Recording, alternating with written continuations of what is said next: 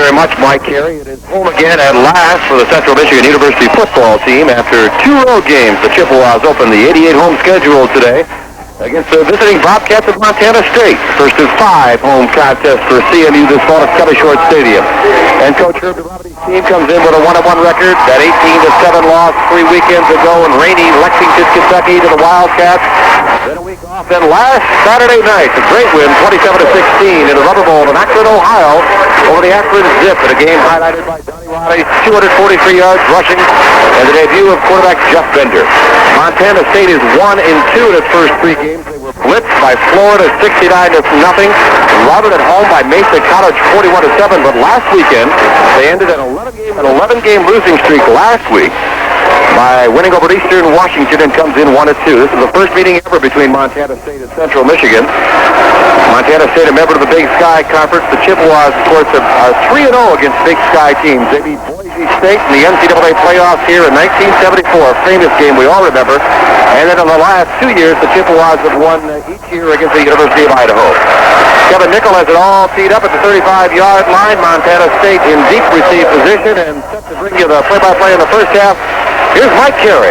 All right, Tony Moore is deep and will take it at the 6-yard line. Bobbled it. Now having trouble finding it. Picks it up. He's to the 10. Cuts to the outside and got to the 13-yard line. Excuse me, that was Dennis Hamilton. Let's check that. That was Anthony Curley. And Curley couldn't find his watch there, Ed. He had a little trouble. And James Cooper, the freshman out of the Warren De La Salle High School, first-year freshman, made the initial hit on the play after Curley struggled to find the handle. It'll look like Australian rules football there for a second. First and 10 for Montana State. They'll mark it at the 13-yard line. The CMU defense ready to take over. So poor field position for the Bobcats to start as they have it first and 10 at their own 13-yard line. And they're going to throw on first down, and Shahan overthrew his receiver badly. Jared Watson was the intended receiver out near the 22, and the ball came down near the 32. He really overthrew him. Yeah, Shahan might have overthrown Kareem Abdul-Jabbar on that pass. Shahan is the quarterback.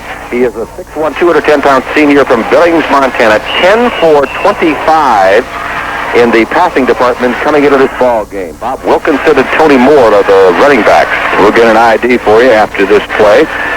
Second down and 10 now, as Shahan sets 2 men wide to the left with that pro set behind him. And on second down, he's going to give it off to his fullback, and Wilkinson just doesn't have much running room. Got it to the 15, maybe the 16-yard line. That's about it. He went over left tackle. Let's pause here 15 seconds for station identification. ENFM, Mount Pleasant. Week in and week out, you'll save money with the very special buys you'll find in every department at Spencer Drugs on South Mission. Low prescription prices, too, at Spencer's. It will now be third down and, let's call it third down and 7. And Shahan rolls to his left, and he is smacked down. My. George Rickensick, Mike. He came through, and it didn't look like George had a hand laid on him. And he blew through there and knocked Shahan down back at the 13-yard line, about the original line of scrimmage. Shahan got one of those lookout blocks from his teammates. Look out, I missed him, here he comes. And that he did, George Rickensick did. So it is fourth down and 10 for Montana State at their 13-yard line. They'll be forced to punt, deep to receive the punt, standing at about the 50, is L.J. Muddy for the Chippewas. The punter, Bergman, the wide receiver. And he got the kick away, but it was ticked, and Central will get it at the 42-yard line, and a 1-yard return is all for L.J. Bergman that time was hit, but the ball had been ticked by one of the CMU rushers, and so the punter at that point is vulnerable, and he comes up limping. Bergman does. Central will have an excellent field position at the Montana State 41-yard line. Bergman is their best wide receiver also, Mike Carey. Jeff Bender, the quarterback for Central Michigan. Joe Connolly starting at fullback. And the tailback, who had a great week last week, is Donnie Roddy. And we get a stoppage just as CMU gets ready to put the ball in play. The wide receivers are Eric Reed, the split end. The flanker is L.J. Muddy up front. The guys who have been doing a great job for the Chippewas. And the offense, the officials, and head coach Herb DeRobidy usually indicate that there might be a phone problem, but I haven't seen any indication of that right now. Jeff Bender made his first start as a quarterback for the Chippewas last week, and what a debut it was for the redshirt freshman out of Newberry High School in the Upper Peninsula. Hit on 9 of 16 passes, controls the offense brilliantly, obviously reads the plays real well at the line of scrimmage, knows what has to be done. He was 9 for 16, one touchdown pass, a great reception to L.J. Muddy, and one interception, but a great debut for Bender. Well, the officials are now coming over to the Montana State side, and it may well be that we have some phone problems. Our officials today are Nicholas Define from Canton, Ohio. The referee is David Foley from Springfield, Ohio. Sid Roadheffer out of Findlay, Ohio is the linesman. The line judge season down at Kentucky with the monsoons. It's a welcome relief. 1st and 10. CMU will have it. Now we're ready to go. 1st and 10 at the Montana State 41-yard line. Bender rolls to his right. He's going to throw on first down. He overthrows Hopkins down at the 26-yard line, and he had him wide open and overthrew him by a couple of yards. Well, he did have him wide open. Jeff did a nice drag pattern as Eric Reed cleared out the defensive back on that side, and Hopkins, the tight end out of Flint Hebby High School, came right across the middle and was down about 15 yards beyond the line of scrimmage. He was open, but Jeff missed him. So it'll be 2nd down and 10, and both teams have gone to the air here in the early going. I formation behind quarterback Jeff Bender. Connolly and Riley back there. Riley gets the handoff. He cracks across the 40 to the 39, maybe the 38, following Pellegrini and Smallbone, the right tackle and the right guard over there. Had an opening for a second, but it closed quickly, and he picked up 3. Riley rushing for 243 yards last week, the 3rd largest single-game total in CMU history. Only Jesse Lake, 343 yards against Wisconsin, Milwaukee in 54, and Jim Podoli, 258 yards against State College of Iowa are better. Jim Podoli. It will be 3rd and 7 as Bender rolls to the near side. The short side of the field completes the pass to Hopkins, who dives forward to the 32, but looks from here as though he will be 1 yard shy of the first down. So it's decision time on the CMU coach's part, and I think they're going to go for it. That's a good idea. It's very early in the ball game. You have to feel that your defense is going to be able to stop Montana State, so why not go for it with a 4th and less than 1 just inside the 32-yard line. The Chippewas will probably wishbone, which is their short yardage offense. Well, they take out the swingback L.J. Muddy and go with that extra double tight end set and go with the wishbone from the near side, the left hash mark of the field, going to the north side of the stadium, from my right to my left. Bender hands it off, and the first down, and a break, and he's going to go all the way. Riley broke a tackle at the 30 and goes in for a touchdown. He was stopped momentarily at the 30, had the first down, and spun off a tackle at the 30 and went untouched the rest of the way. Right into the heart of the defense towards John Wanego and the inside linebackers, John Skelton and Mark D'Agostino. They could not handle Donnie Riley, and Riley, as Mike said, spun, broke the tackle, and all of the defensive backs were up short. Once he got by that point, just near the line of scrimmage, it was clear sailing all the way, 6-zip CMU. All right, the extra point, Kevin Nickel is on. Kick is up. Kick is good. Timeout on the field with 13:02 to go in the first quarter. It's CMU 7, Montana State nothing. Let's pause for this University Football Network. Really appreciate how good Mr. Goodwrench is. Mr. Goodwrench has the high-tech electronic equipment to analyze and adjust your high-tech General Motors car, so you can drive with confidence anytime, anywhere. Mr. Goodwrench, no one knows your GM kind of work here. I found little surprises are kind of fun. Gotta keep them on their toes. And I'll let you in on one of my little secrets. Flowers. Flowers? It walks together. Now, would that be overtime? In marriage, the big things are the little things. From the Church of Jesus Christ of Latter-day Saints. He's to the 10, the 15, and bumped out of bounds at the 21-yard line. Coming up for CMU, looked like number 90. It was Mike Papler, Kurt Pauley. Pauley, who made the hit, knocked him out. They'll mark it at the 22. Central Michigan on top of the early going here, 7-0 on the 32-yard touchdown run by Donnie Riley on a 4th and 1 at the Idaho State, or at the Montana State 32-yard line, and Riley broke it and went into the end zone. The Chippewas defense on the field again. Wilkinson and Tony Moore line up at the fullback and tailback behind Sean Shahan at their 22-yard line. Montana State, 1st and 10. Shahan's going to keep it, cuts it up, gets to the 25 to the 26-yard line, and brought down at that point after a short gainer coming up for CMU. Rich Curtis made the tackle. Also coming up, number 16 for CMU, David Johnson, helping out. CMU starters on defense, so 3 guys up front, Dave Deletka, Scott Alfrink, and J.J. Weringer, the defensive front 3. Craig Allen and Mark Dennis, the outside linebackers. George Rickenstrick and Rich Curtis, the inside backers. Williams and Kenny Strong on the corner. Durant Robertson, the strong safety, and David Johnson, the free safety. Second down and 6 from the Montana State 26-yard line. Long count by Shea and may get checked off. Now he's going to pitch it back to Wilkinson, who's going around the left side and is going to lose yardage back to the 23-yard line. Coming up with Mark Dennis. Two of his Chippewa teammates also coming up. Rickham Strict over there. And the Chippewas smell that play out for a loss of 3. Great penetration by Dennis, the junior 6'2", 230 out of Windsor, Ontario. He missed the Kentucky game, played a little bit against Akron last week, and is now back in his starter role. This is a Montana State team which runs the Houston Beer-type offense. They try for those slanting, slashing runs to the line of scrimmage and then cut back the opposite way at a pre-planned block. But so far it hasn't really worked. Pat Bergman is flanked out wide to the right, the ball in the left hash mark. And Sheehan's looking for Bergman. Throws a quick look in, and he dropped it at the 32. No flags down, and Central had people right there. Number 28, Duran Robertson, was the man right on the back of Pat Bergman. And also the quarterback on that side making some real nice coverage with Kenny Strong, who's playing despite a bruised Achilles tendon. Strong was right there along with Robertson. It sets up a fourth down. Montana State's offense is sputtering. Now let's see. Pat Bergman was in there the last time and is ready to punt. He's standing back at his own 9-yard line. L.J. Muddy is deep for CMU out near his own 40-yard line. Bergman had the big rush last time.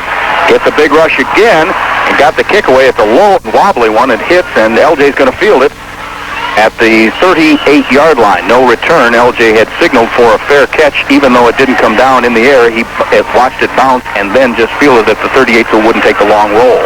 Smart move by L.J. because that could have bounced another 5-10 yards down the field, but he realized he had signaled a fair catch. Let's just grab it on the hop and prevent it from bouncing any further. So with 11:27 to go in the first period, 7-0 Central Michigan, the Chippewas' second attempt on offense. They scored their first time out.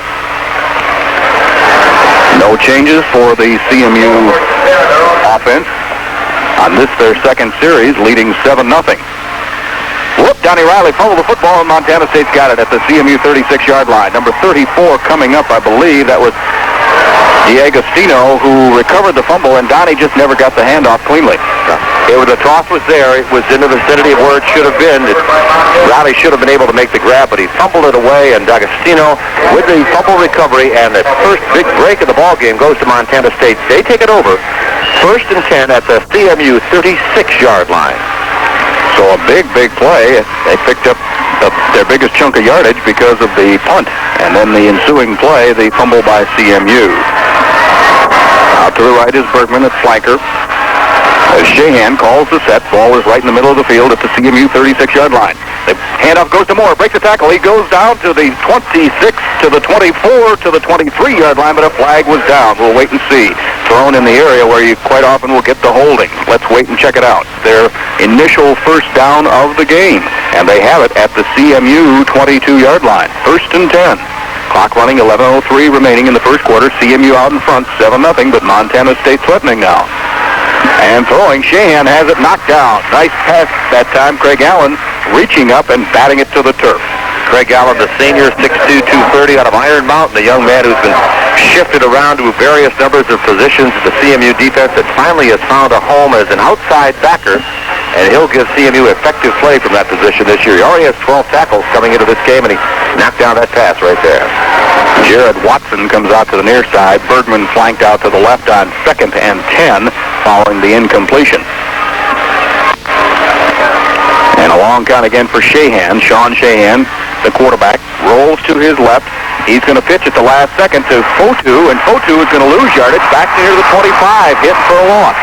Fotu was nailed by the CMU defense on the wide side of the field, led by Mark Dennis again, and also Rich Curtis, the inside backer, and Kenny Strong, the cornerback. Wow, they had that one smelled out. Sheehan could have kept the ball and done no better than Fotu did. That is Manasseh Fotu, M-A-N-A-S-E, Fotu, F-O-T-U, from Mesa, Colorado.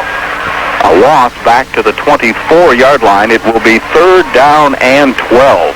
Bergman out to the right, and in the slot to the right is Jared Watson, the split end. And they're going to throw it to Watson, and it's incomplete, and he was hit right as he touched the football. Coming up and making a good hit was David Johnson. Separated him from the football. Free safety David Johnson, 6'2", 180, sophomore from Front Central. It forces the play, and it forces Montana State into a field goal situation on a 4th and 12.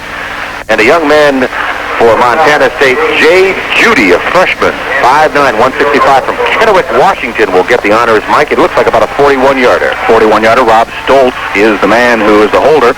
Sean Bohannon is the long snapper for the Bobcats. Kick is down, spotted, it's up, and the kick is in that direction. It is no good, though. So the CMU defense does their job. They hold after the offense had given them Bobcats pretty good field position after a fumble. Right, you are, and the Bobcats did get the first down on the first play from scrimmage, Moore's 14-yard run, but after that, Central Michigan put the clamps on that Montana State offense, forced them into the field goal attempt, and Judy's 42-yarder went rise. So it'll be 1st and 10 for CMU. They will take it over at their 24-yard line, leading 7-0 with 10 minutes to go here in the first quarter. Donnie Riley is still in at tailback. I bet he gets the first call. What do you think? Make up for that fumble. Yep. Nope. Up the middle, Connolly, and he grinds forward for 3 yards across the 25 to the 27-yard line. 3 tough yards straight ahead, nothing fancy. Again, following Ralph Newland and David Bassarico right up the middle for 3, and it'll be 2nd down and 7. All Mid-American Conference tailback John Hood is going to see action today. In fact, he already did see some action. He was the extra halfback on that wishbone play, which the Chippewas ran for the touchdown, Donnie Riley. But Hood hasn't played this year because of a hamstring pull, but he'll get considerable playing time today. 2nd down and 7 as Bender calls it out. Pitch comes to Donnie Riley, taking the left side. He breaks the tackle. Tripped up at the 40-yard line, or he was gone for another one. And the man who tripped him up, the last man that had a chance, Anthony Curley. And he was making a cut that time. Donnie was trying to cut back from his left to his right, and Curley just got a hand on the foot of Donnie Riley, or he would have broken 170-some yards. He would have been gone for 73 and another quick 6. A great effort by Curley, a nice run by Donnie Riley. Donnie shows great balance. He actually picked up about 4 yards after he was tripped, diving forward. Good balance last week on the touchdown run, too. Back to throw. Bender on 1st and 10. Has some time. It's incomplete at the 40-yard line, and a nice pass by Bender that time right into the hands of Reed, who was hit, and that's when the ball came loose. Reed had to stretch a little bit more. Had that pass been 3 inches lower, he might have been able to hold on to it. Good defense that time by Kimball, who hit him just as the ball came there. Excellently described, Mike. If the pass would have been that's a catchable pass, but he had to stretch about 3 or 4 inches too much. It would have just been that much lower. Eric would have grabbed it, no doubt. 2nd and 10 at the 43. Kenny Ely now comes out to the near side on 2nd and 10. CMU still leading this game 7-0. We're in the first quarter. And Jeff Bender goes to Donnie Riley on the sprint draw, and he's up to the 45-yard line. Not much running room that time. The Montana State defense looking for that, and pickup of only 2 yards on the play. Coming in, Widmer made the tackle for the Bobcats, who look color-wise very similar to Idaho, team that Central has played the last couple years. Exactly right. Yellow pants, white jerseys, white helmets. It brings up a 3rd and 8 for the Chippewas. The ball, according to the scoreboards, on the 55-yard line. Oops, they changed it now. Made it to 45. Canadian football. Canadian football there. Bender back to throw on 3rd and long. Has some time now in the pocket. Now the pocket collapses around Bender, and he goes down at the 40-yard line. Smart move by Jeff. Didn't want a chance at good coverage in the secondary by Montana State. They really had pretty well smelled out Kenny Ely, who was in there with one wide receiver, and Eric Reed. And Jeff just elected to go down and take the sack and prevent further trouble. Anthony Curley and Kevin Kerwin are deep to receive the punt from CMU from Todd Winters, who's standing at his own 26-yard line. Winters gets the punt away. Not as good as he had hit a couple in pregame practice, but he's going to get a nice long bounce, and it's going to roll down inside the 20, down to the 16-yard line, where it finally is down, and it's going to look a pretty good net punt, even though he didn't have a great hang time and didn't really get it up there too well. 44 yards on the punt. It was an ugly 44-yarder, but we'll take any 44-yarder we can get. 7-0. Great to have you out here today. We're going to be just about filled up by the time we're through. Few empty seats way down in the one end zone. 1st and 10 for the Montana State Bobcats, MSU, at their own 16-yard line. And on 1st and 10, they go with it to fullback Wilkinson, and he's across the 20 to the 22-yard line. He picked up 6 yards on the play. Good-looking play, followed his right tackle, Kevin Elliott. Wilkinson came into the ballgame averaging 4.8 yards per carry on 24 carries. Mark Reinhardt is their top running back. He's not here today. He was banged up last week in the win over Eastern Washington. a game in which Reinhardt picked up 194 yards in total offense, but he's not here today, so they're having to go with other folks. He injured his shoulder and will not be here. Second down and 4. And this time, Tony Moore gets nothing as he was stopped right at the line of scrimmage. He tried to go behind Rob Fulton, the left tackle, that time, and they're going to give him 1 to the 23, but the CMU defense smelled that play out pretty well. Dave Galetka and George Rickenstrick on the hit. Boy, Rickenstrick has become a very effective linebacker for the Chippewas, the senior out of Northwestern High School. He is a force out there. Out to the right now is Jared Watson on 3rd and 4. Right in the center of the field. The option Shahan is going to be dropped for a loss, and it was Rickenstrick who snuck through there back at the 21 or 22-yard line and tripped him up from behind. Boy, they teach you if you have to go to the turf when you're on defense, just start reaching out those hands and grab at anything, and he got the quarterback's leg and brought him down for the loss, bringing up another 4th down. It'll be 4th and about 6, we'll call it, at the 22-yard line. CMU's going to get the ball again. Muddy is a deep punt man. Steve Gruel is in front of him at about the 50, about 15 yards in front of Muddy as the short man. New punter, too, Mike. New punter out there, number 12. That is John Tatro, who stands at his own 8-yard line. Tatro gets a little more time, gets a low punt away. LJ is going to field it at his 42, up to the 45, to the 50, and down into Montana State territory as he comes down near the 47-yard line. It'll be 1st and 10 for CMU from the Montana State 47. Muddy came into the ball game with 5 punt returns, good for the 7.4 yards average. 13 was his longest return. This was a 11-yard return into Montana State territory at the 46-yard line. 5:55 to go in the first quarter. The Chippewas on top 7-0. They'd like to make it 14 on this series. Central has had very good field position thus far in the ball game, taking over here with a 1st and 10 in Montana territory. Up the middle, Donnie Riley up over the top to the 45, to the 44, picked up 2, tried to hop over the left side and didn't get much running room that time. John Wanengo, Corey Widmer, Matt Mickelwright. They're the guys up front for Montana State. They pretty well stuffed that place. Matt Mickelwright is from West Yellowstone, Montana, that town that was so intensely involved in those recent Yellowstone fires. Bozeman, Montana, where the school is located, was pretty much smoked out during those fires, though they didn't have any burning. Reed and Jack Carruthers are out to the near side now as Bender throws to Riley, and he dropped the football at the 47. A little swing pass out to the side, and Donnie may have taken his eyes off it for a moment and didn't bring it in. I think Donnie had a bad case of the looking upfield here. His eye off the ball, as you said, and just was trying to scope out some room to run. LJ Muddy coming in now. Carruthers checks out. Bob Kinch was in there. He checks out. Hopkins back in. On 3rd down and 8 at the 44-yard line of Montana State. Wide to the left, the wide side of the field is LJ Muddy on 3rd and long. See if Bender goes to the air. He does, and he's got pressure, and he's going to be sacked back at the 46-yard line of CMU. Montana State coming on that one. And at 55, the first man through there looked like John Skelton, the linebacker who fired and made the initial hit.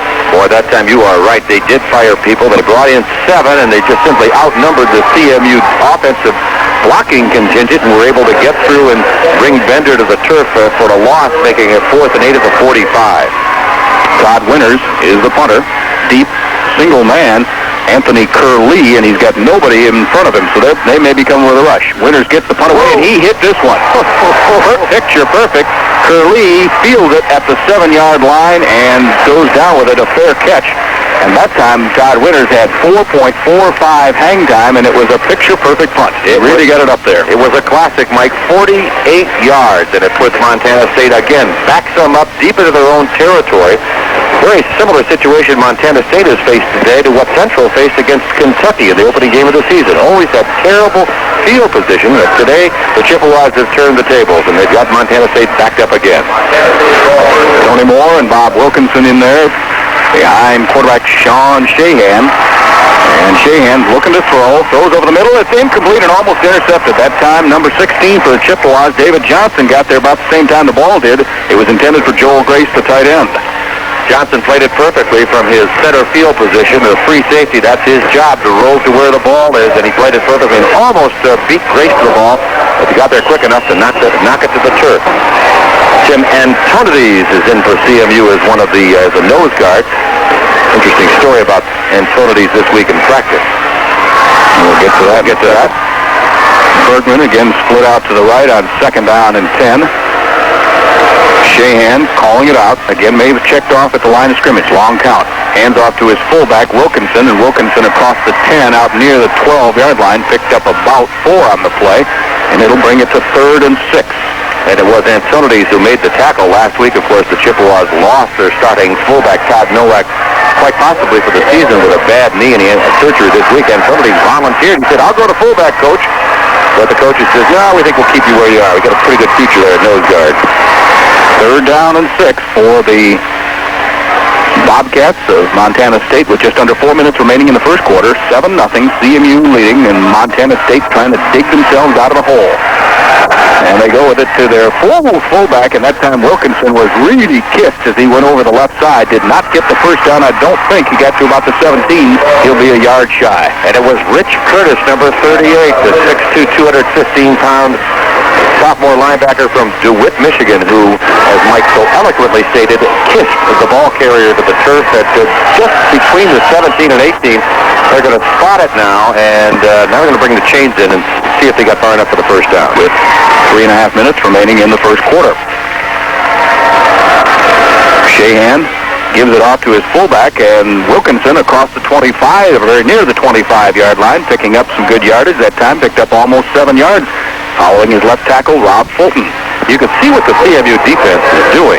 It is trying to keep everything from going outside, and they're really guarding against that. So consequently, there are slots, there are seams up the middle, and right now that's what Montana State is taking advantage of. The Chippewas will probably adjust to that as play goes on.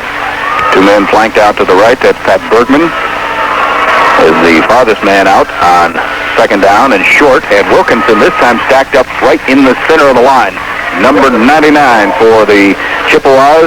Antonides stood him up, and almost no gain on the play. Let's call it no gain. It'll be 3rd down and 3. One of those cutback type runs that they like to work with, does Montana State. The ball carrier started to his right, then cut it back to his left. Unfortunately, he ran right into the arms of Antonides. Tony Moore and Manasseh Fotu are the 2 running backs now for the Bobcats on 3rd and 3. And Shahan rolls to his right. He's going to throw long, and he's got a man, and it is incomplete and almost intercepted by the Chippewas cornerback, Kenny Strong, who had the better chance at it. Kenny Strong played that absolutely perfectly. He had inside position on the wide receiver, Bergman. The ball was thrown right towards Bergman, but Strong was there. Bergman actually had to play defensive halfback to prevent Strong from gathering his second interception of the year.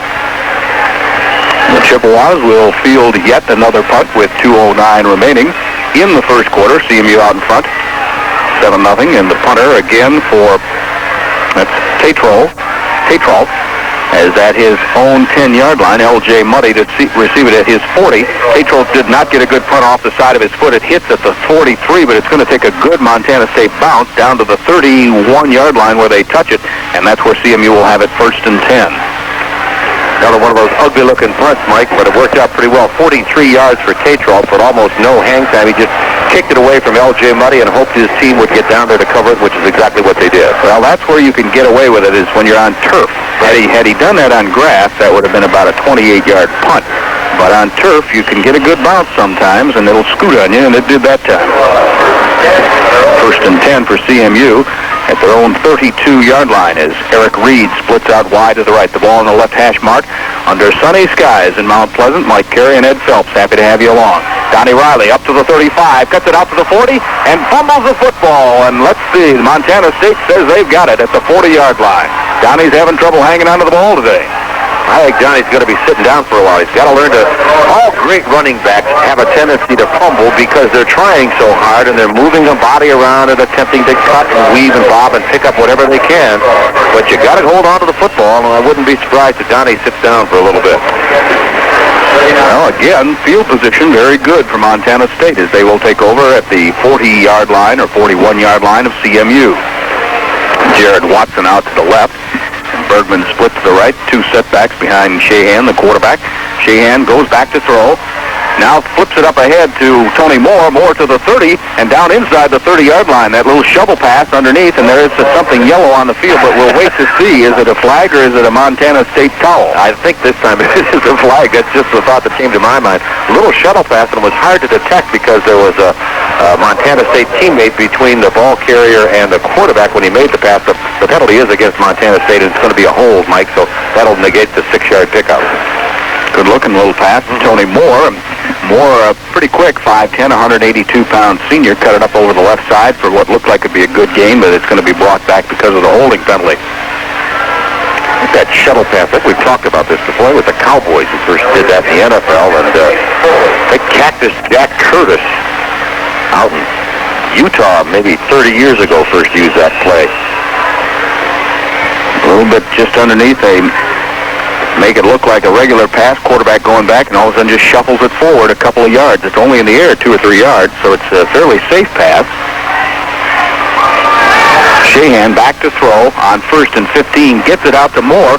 Moore down to the 35-yard line, so they got back to 5 yards of the penalty, plus 5. It'll be 2nd down and 5. Curtis on the tackle, and then it looked like he went out immediately. Yeah, he did. Steve Gruel replaces him. Gruel, the junior out of Flint Kersley High School. Curtis made the hit, but I think he got a helmet right in the stomach on the 9-yard pass completion to Tony Moore. 2nd down and 5, right at the 35-yard line of CMU with less than a minute to go here in the first quarter. CMU out in front, 7-0 on that Donnie Riley run of 32 yards early in the first period. They go with it up the middle and no room for Wilkinson. He got it across the 35 near the 34, or maybe just across the 34, but not enough for a first down. It'll bring it to 3rd and 4. James Williams, the quarterback, and that man again, George Rickenstrick, in there on that play to make the hit and bring down Wilkinson after a pickup of maybe 1. If the ball carrier runs between the tackles and gets it across the line of scrimmage, there's a pretty good chance that number 39, Rickenstrick's going to be somewhere near the play by the time it ends. And a pass a greeting onto him. Should be the final play of the first quarter, Mike. 10 seconds to go, and the clock is running. I think they'll get it underway as Shahan sets his team with 3rd down and 3.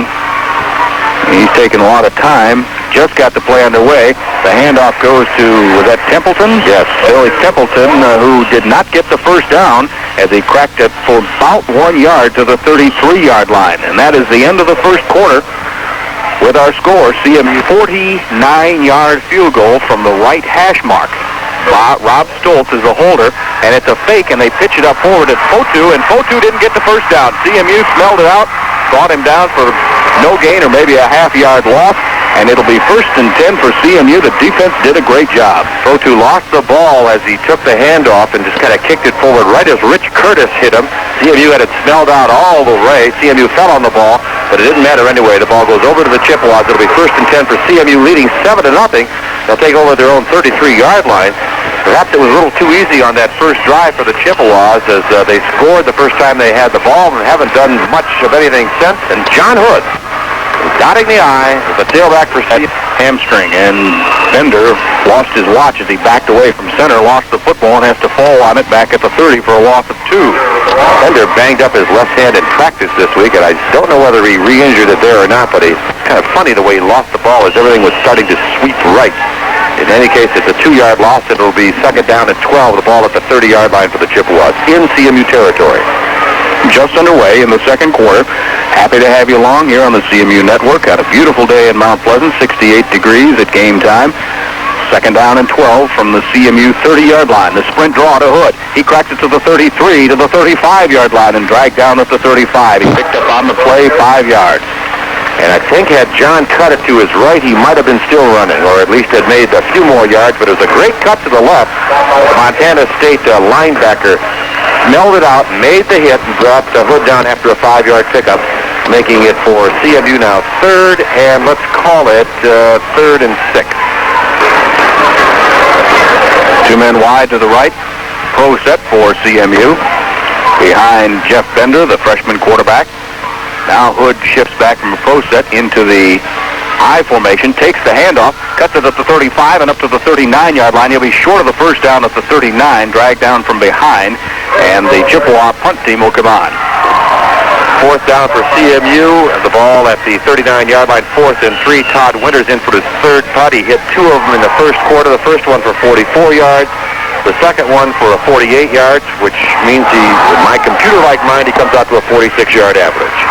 Amazing, isn't it, Mike? I know it. Anthony Curley is back at the 15-yard line as Winters will be standing at his own 25 to get the punt away. Winters gets the snap. Good kick. Fairly high. Curley watches it hit at the 25, and it takes a Montana State bounce as it bounced back toward the to the Montana side and went on 7-yard line. With 12:50 to go here in the second half, the Chippewas of CMU on top of Montana State 7-0. The scoring the first drive, however, CMU has sputtered since. Montana State has been offensively unable to get anything on track. They have only 2 first downs at the ball game.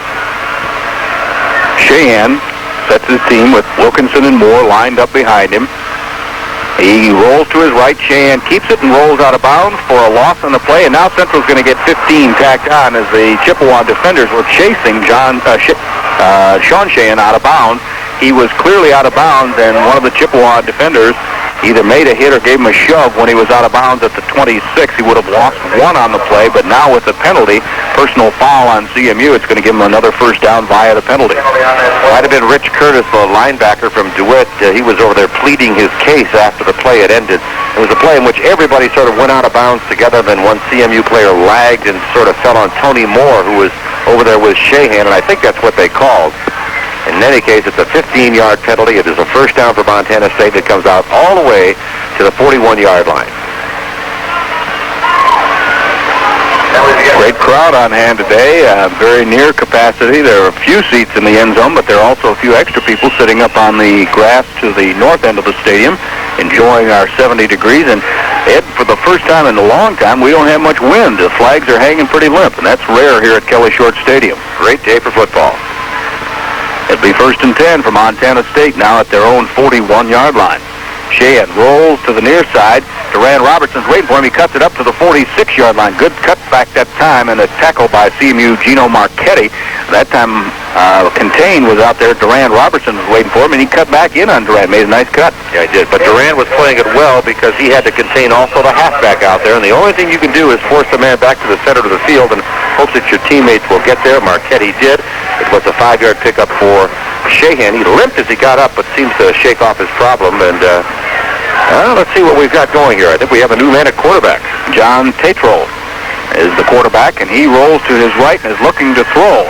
And now decides he doesn't want to throw, and he decides he's going to go down back at the 43-yard line. A loss of 2 or 3 on the play as the CMU defense collapsed on him. Boy, right you are. Tatro rolled to his right, and over there was Scott Alfrink. Also helping out on that far side was J.J. Waringa, and they brought Tatro down for the loss. Make it 3rd down and 5 now. Make it 3rd down and 7 at the 43-yard line. And that time, Tatro was a little bit hesitant when he went over to the side. He started to set and then started dancing around a little bit. He knew he was in trouble. 3rd and 7 at the 43. Tatro takes his time, says something to his running back.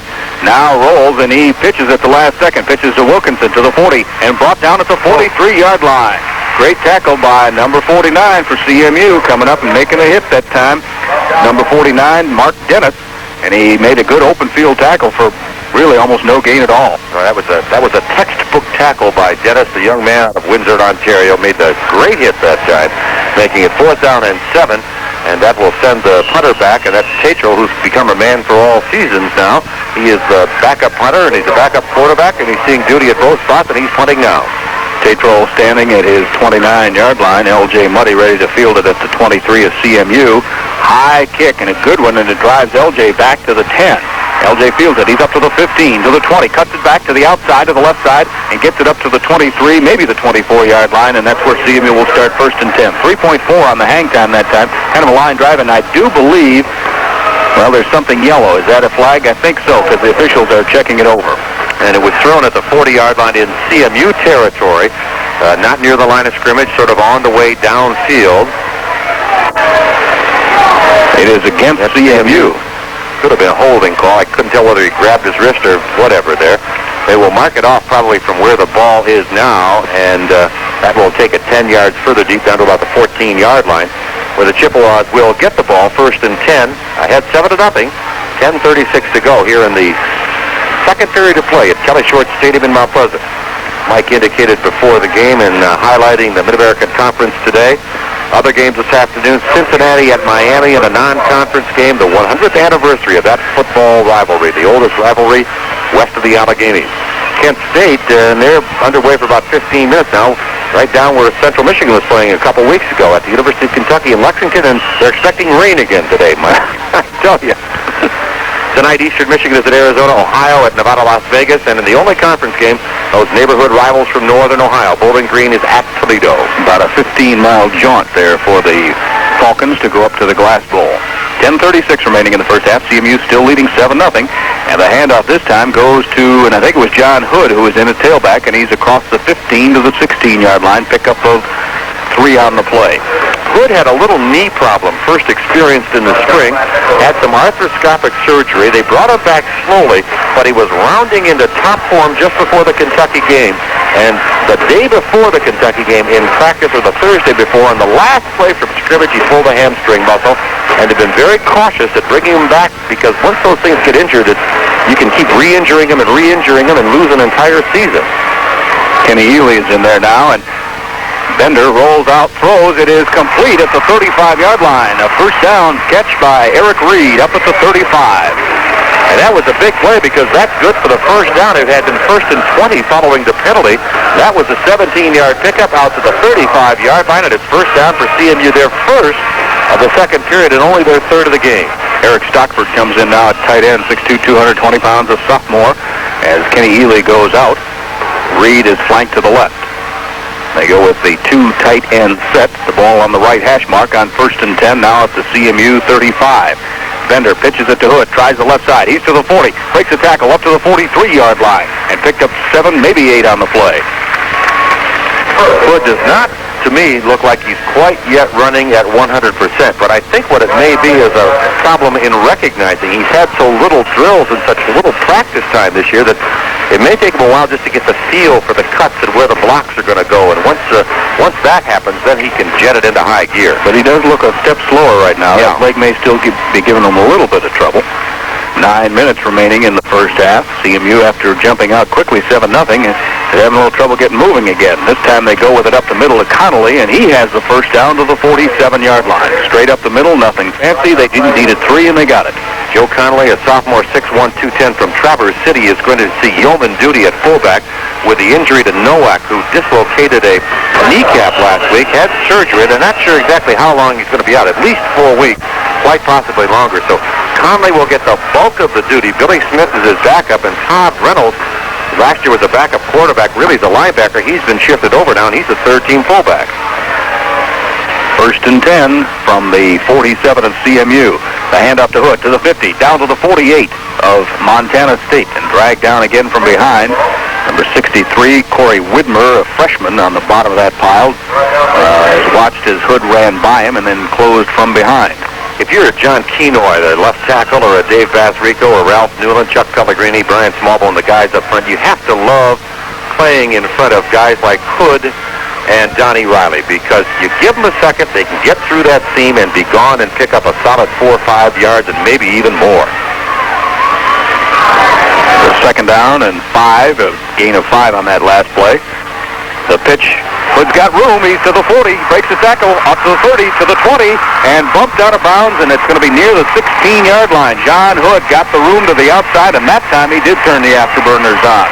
And that time they had been setting it up by just going up the middle, first with Hood, then with Conley, then with Hood, the last 3 or 4 plays, and bang, they faked the give up the middle to Conley, and the quick toss to Hood. He took the block on the left side from Kenoy and rushed 32 yards down to the 22-yard line. Central Michigan has had some great tailbacks. Oh. Rodney Stevenson, all-conference 2 years ago. Hood, all-conference last year. Hood's looking good now, and so is Donnie Riley. It'll be tough to pick an all-conference player when you got maybe 2 in the same backfield. Isn't it fun? Up the middle, Connolly breaks the tackle. He's to the 10 and stumbles forward to the 9-yard line. He was close to going all the way on that one. It'll be another first down inside the 10 for the Chippewas. 13 yards for Conley, who at 210 pounds is not the big type fullback that CMU likes, but He's probably a step quicker than most of those large guys. And on those quick hitters like that, once he makes that cut and gets over the line of scrimmage, you got to catch him from behind. They're going to mark it at the 8-yard line. It'll be 1st and 10. This is a classic CMU drive, Mike, mostly on the ground and just passing when you have to. Have that one pass for 17 yards to keep the drive going. Hood takes the pitch, goes to the left side. He's in for the touchdown. Good blocking on that left side. Bathrico, Kenoy, Newland, and Hopkins. And they had a pretty good sized hole. I think, Ed, you and I could probably have gone in on that one. It was fun to watch it develop because John Hood took that pitch and just scooted through there. A great looking blocking up front. Well, I've lost a step. You could have probably made it through there, but John Hood made it easily in a classic CMU drive. One pass, all the rest on the ground. Hood and Connolly doing the work. Here's the extra point attempt from Nickel. Kick is in that direction. It is no good, though. He missed it. Pulled it around a little bit. So, timeout on the field with 7:32 remaining in the first half. It's CMU 13, Montana State nothing. Let's pause 60 seconds on this, the CMU Sports Network.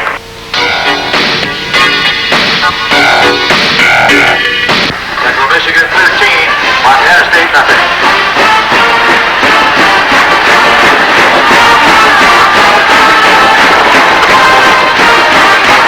All Chippewa Club members and their guests are invited to the Mount Pleasant Country Club for instant reading. In the palm of your hand. I'm a new generation. In the palm of your hand. Here's the kickoff following Central's touchdown, coming down at the 10-yard line. Short kick, returned to the 15 and up to the 17-yard line, and Steve Hochberg made the return, and he got really hit at the 17-yard line, and Chippewa is coming up a little bit slowly. It's Clarence Rose, the man who made the hit, the big inside backer from the Detroit area, from Southfield High School, made the hit on Hochberg, brought him down inside the 20, but took maybe 2 to the 20-yard line. A sea of maroon jerseys led by David Johnson, and it was Scott Alfrink, number 69, the starting nose man in there to make the hit on the ball carrier. Also in the game for CMU now, Steve Gruhl is still in there, number 23, as the short side, outside linebacker, replacing Craig Allen. Pick up at 2, it'll be 2nd down and 8. As Watson comes to the near side, and Bergman goes to the far side, and back to throw goes Sheehan. And he's being chased. He got away from one man. Under pressure, throws. It's complete to the 37 to the 38-yard line. As that Grace, the tight end that made the catch, Joel Grace, the senior, made the catch out at the 37-yard line and dove forward for 1 extra yard. He was hit there and got the extra yard. That's a first down for the Bobcats. That is their second first down, or rather their first first down of the second period, their third of the ball game. Tremendous pressure that time by CMU. Kurt Hawley was in the game now, replacing Mark Dennis. Had some pressure along with Galetka on the quarterback Sheehan. He managed to scramble free and was able to find his tight end Grace for the first down. Ball on the left hash mark. The Bobcats moving from my right to my left, from the south end of the stadium to the north. And in on the tackle, number 23 for the Chippewas came through almost untouched. That was Steve Gruhl. A walk on the play back inside the 40 to the, where are they going to mark it, 35-yard line? Yes. And Turtles had the first hit. He slowed up the quarterback just a bit, and Gruhl, the 6'2", 220-pound junior out of Flint Kersley High School, made the hit for the 5-yard loss at its second and 3-yard loss. Make it 2nd and 13. They will mark it right at the 35-yard line. CMU has had pretty good defensive pressure all afternoon on the quarterback, Sheehan. He's gotten a couple passes off just before being decked, and he's back to throw on 2nd and long. This time he has a little more time. Throws too long and is intercepted, I believe. The Chippewas, number 16, I think, came down with it. Yes, David Johnson. Dave up at the 45. David Johnson and James Williams were both over there. Williams the short side quarterback and Johnson the free safety.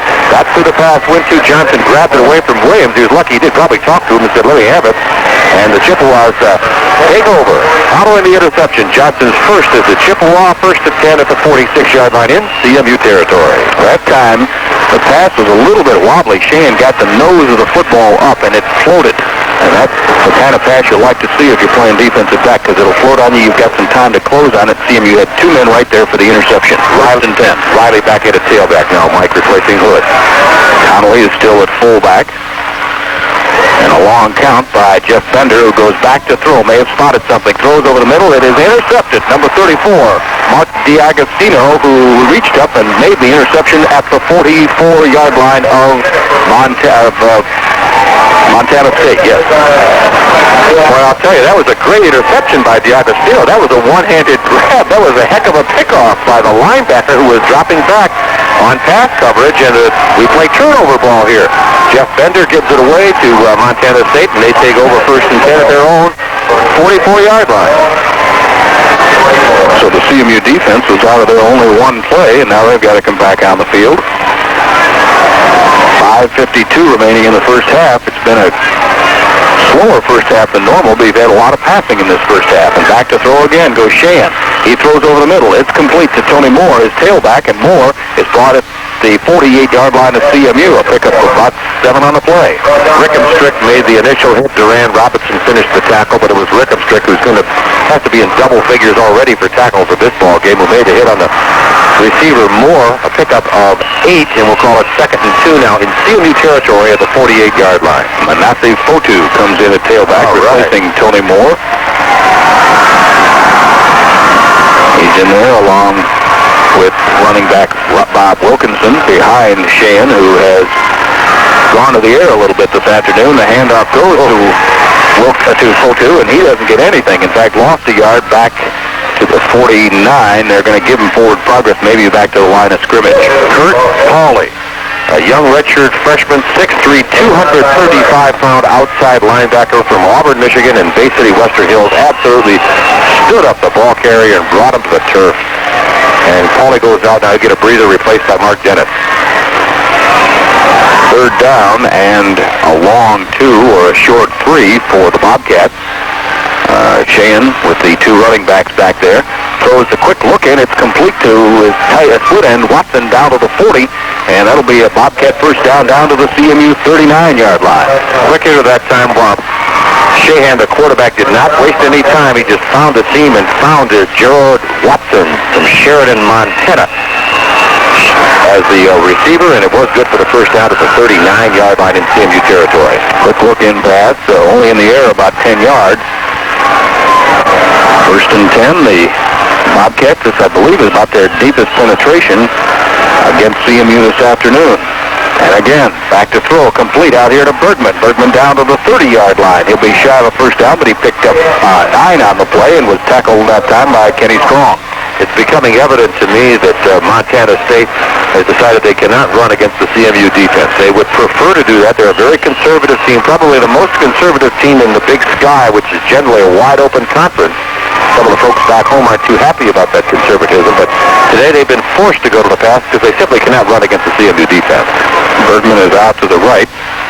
Ball's on the left hash mark. They got a split man out there. Also, Watson's in the slot on 2nd down and 1. The option, the keeper by Sheehan, and I believe he got the first down to the 28 of CMU as he came to the short side of the field. Should be enough for a first down. Dennis made the tackle, and the officials look over across the field, and it is the first down at the 28. Still time for the Bobcats to get on the scoreboard before we go to the locker room at half. 3:26 the time remaining. I believe at halftime, Mike, for those stations to stick with us, you're going to be visiting with Alex Chamberlain of the Mid-American Conference. Yes, Alan's going to come down and talk a little bit about where things are going in the MAC. Again, 2 men wide to the right, to the wide side of the field as the Bobcats have it 1st and 10. We'll see if Sheehan goes to the air. He does, and he almost had it intercepted. Kenny Strong saw the pass coming, made a dive for it. It was intended for Bergman, and their signals were crossed because Bergman did a fly pattern, went long, and the pass went short. Unfortunately for CMU, it was way too short, or Kenny Strong would have been able to come up with it. Kenny saw the pass coming all the way, read it very well, made a dive for it, but couldn't quite get it. It hit the turf just in front of him. Bergman, the receiver, and the quarterback, Sheehan, were on different pages of the playbook on that one. 2nd and 10, the ball at the 28-yard line. Again, Montana State sends 2 receivers out wide to the right. And he floated that one. Strong probably would have had a touchdown because nobody was out there. Back to throw. Sheehan under pressure, throws over the middle. It's incomplete and almost intercepted. He had his hands on it. Curtis couldn't hold on at the 25. Hit him in a bad spot. Rich Curtis at his hands. He had his hands right about forehead level, and he couldn't hold on to it. And Sheehan, I believe, one of the Montana State players, and I think ENFM, Mount Pleasant.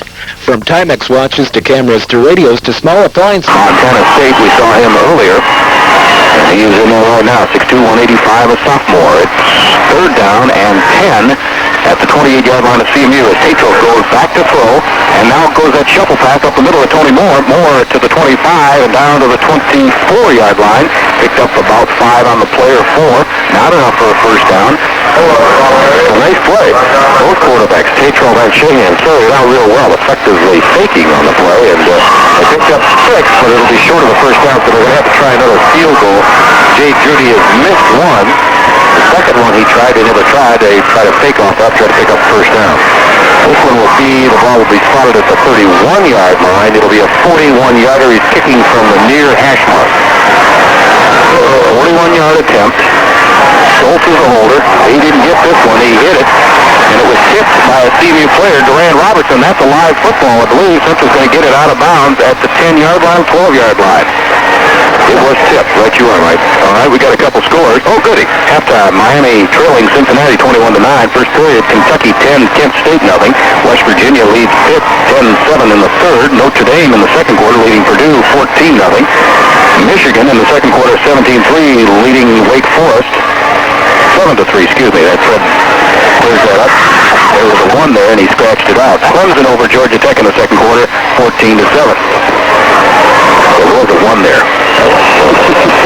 Okay, so for CMU now, with 2 minutes and 14 seconds, we might see some not much time left on the clock offense. Some hurry-up offense. First and 10 for the Chippewas at their own 13-yard line. First, CMU's got to get it out of this bit of a hole that they're in.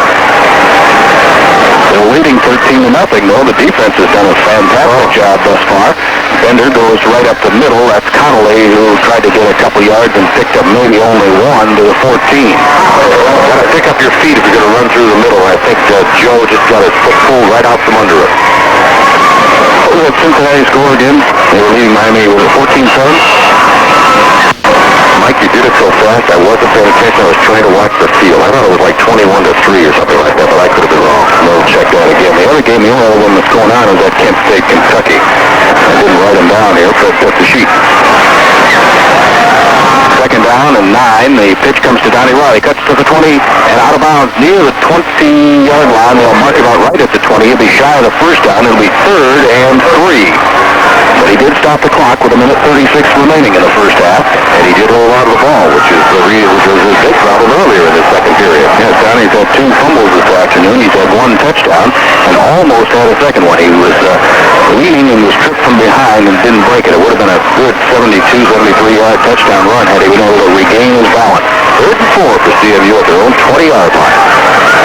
Now they shift a little bit, move Reed up, and move a man in motion to the left. That's Stockford, the tight end, that goes in motion to the short side of the field. And they go with the option play. The pitch to Donnie Riley. Makes a cut to the 20, to the 23-yard line, and I think he's close. We'll see where they spot the football. And Donnie that time was in trouble. The pitch was a good one, but the Montana State defense had smelled it out, and they did get the first down. They had 2 men out there, and Donnie was able to do a great head fake and picked up 4 yards or so on the play and a first down for CMU. Well, I'll tell you, we got a very generous spot on that ball. I thought he went down more closer to the 23-yard line, but they marched to the 24, and we got the first. First and 10 at the 24-yard line. Again, Stockford in motion to the near side. The pitch to Riley, the short side of the field. Cuts it to the 25-30, and a penalty flag goes down right in the middle where you're going to get a holding call. Out of bounds at the 32, but I don't think this one will get in the record book. Threw that right on the back of Brian Smallbone, so I would imagine they felt Brian had a little bit too much of somebody's jersey. Brian is a senior 6'6", 275 out of Dewajak, the 3rd Smallbone player to play for the Chippewas. And they're anything but Smallbone. Yeah, that's exactly right. A misnomer if there ever was one.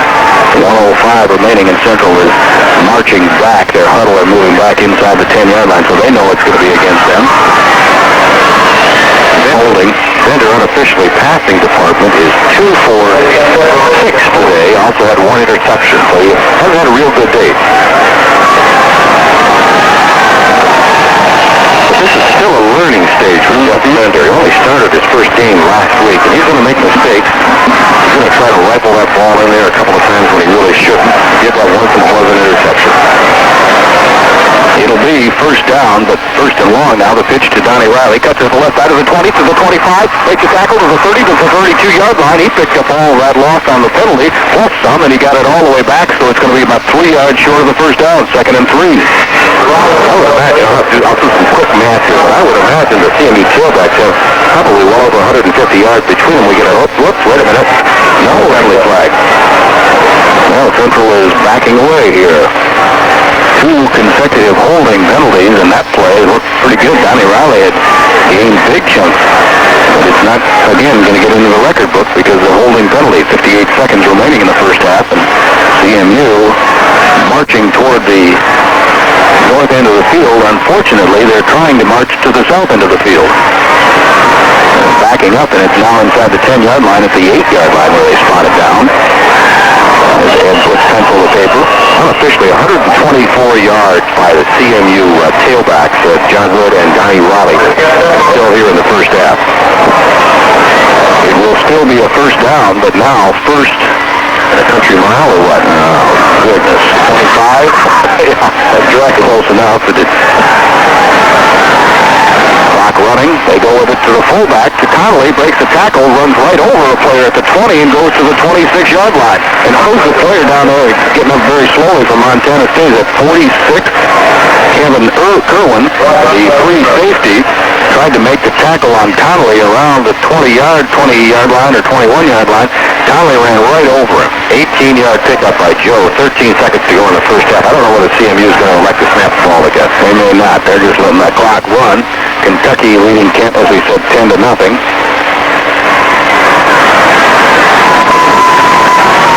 Second quarter score, and that is open to scoring the first time they've had the ball. On the first time they had the ball on a 4th and 1, Donnie Riley burst 32 yards for the touchdown. Before we take that last break and get into the second half, total offense 180 yards for CMU and just 99 for Montana State. CMU has 155 yards rushing and 25-yard passing. Montana State 46 yards rushing and 53 in passing. And we'll be back with a second half kickoff after we pause 120 seconds on this, the Central Michigan University Sports Network. Receiving Montana State will kick off. We did get word on Sheehan. He has a subluxed patella. In other words, his kneecap slipped out of joint. And he's very doubtful here in the second half. That's an injury that he got in high school, and apparently he's had it do that several times. So he will not be back most likely here in the second half. I wonder if they brought 3 quarterbacks with them.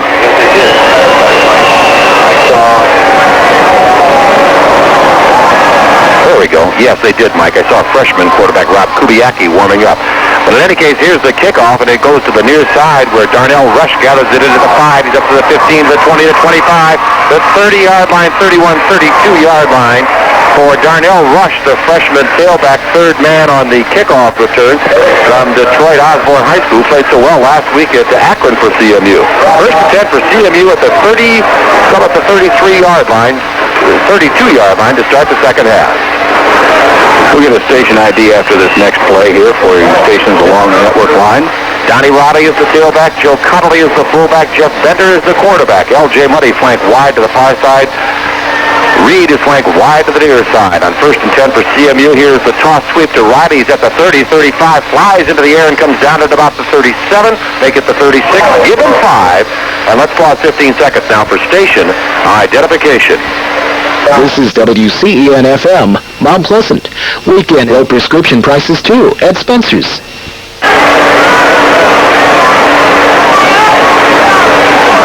Muddy out now, and Jack Crothers in. He is slotted out to the right. Eric Reed is flanked out far to the right. Here's the fake to give to Conley. The toss to Riley. He's at the 40, over the 45, goes to the 50, breaks another tackle, gets into Montana State territory. The 48-yard line of 20-yard pickup for Donnie Riley, 1st and 10 for the Chippewas. D'Agostino made a saving tackle there. He brought Donnie Riley down at the 48 of Montana State, and that was the last man to have a shot at it. And Donnie made a great move at about his own 40-yard line where he gave a leg and took it away, and the defender grabbed nothing but air. Riley had 74 yards with 8 carries in the first half. Unofficially, he's up to 99 yards right now. 1st and 10 for CMU at the 48-yard line in Montana State territory. I formation to give to Connolly, the fullback. He busts another tackle, gets over the 40 and carries it down to the 38-yard line. Oh, I think CMU fans are going to want to watch and enjoy the running of fullback Joe Connolly. That time he ran over a couple of people again, and finally Anthony Curley brought him down, but very close to... they're going to mark it at the 38. They're going to bring in the chains close enough to measure. Ball is spotted way at the near side of the field, so the chains have to come all the way across from the far side. Mike, we have a little time now. If you've got that stat sheet, okay. Maybe you can get some of those individual stats in the first half. Okay, Donnie Riley had 74 yards in the first half on 8 carries and a touchdown. John Hood came in with 7 carries for 61 yards, and Connolly carried 5 times for 38 yards.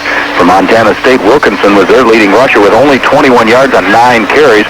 Moore had 2 carries for 18 yards, and Fotu came in with 7 yards on 5 carries, so not much Montana State running.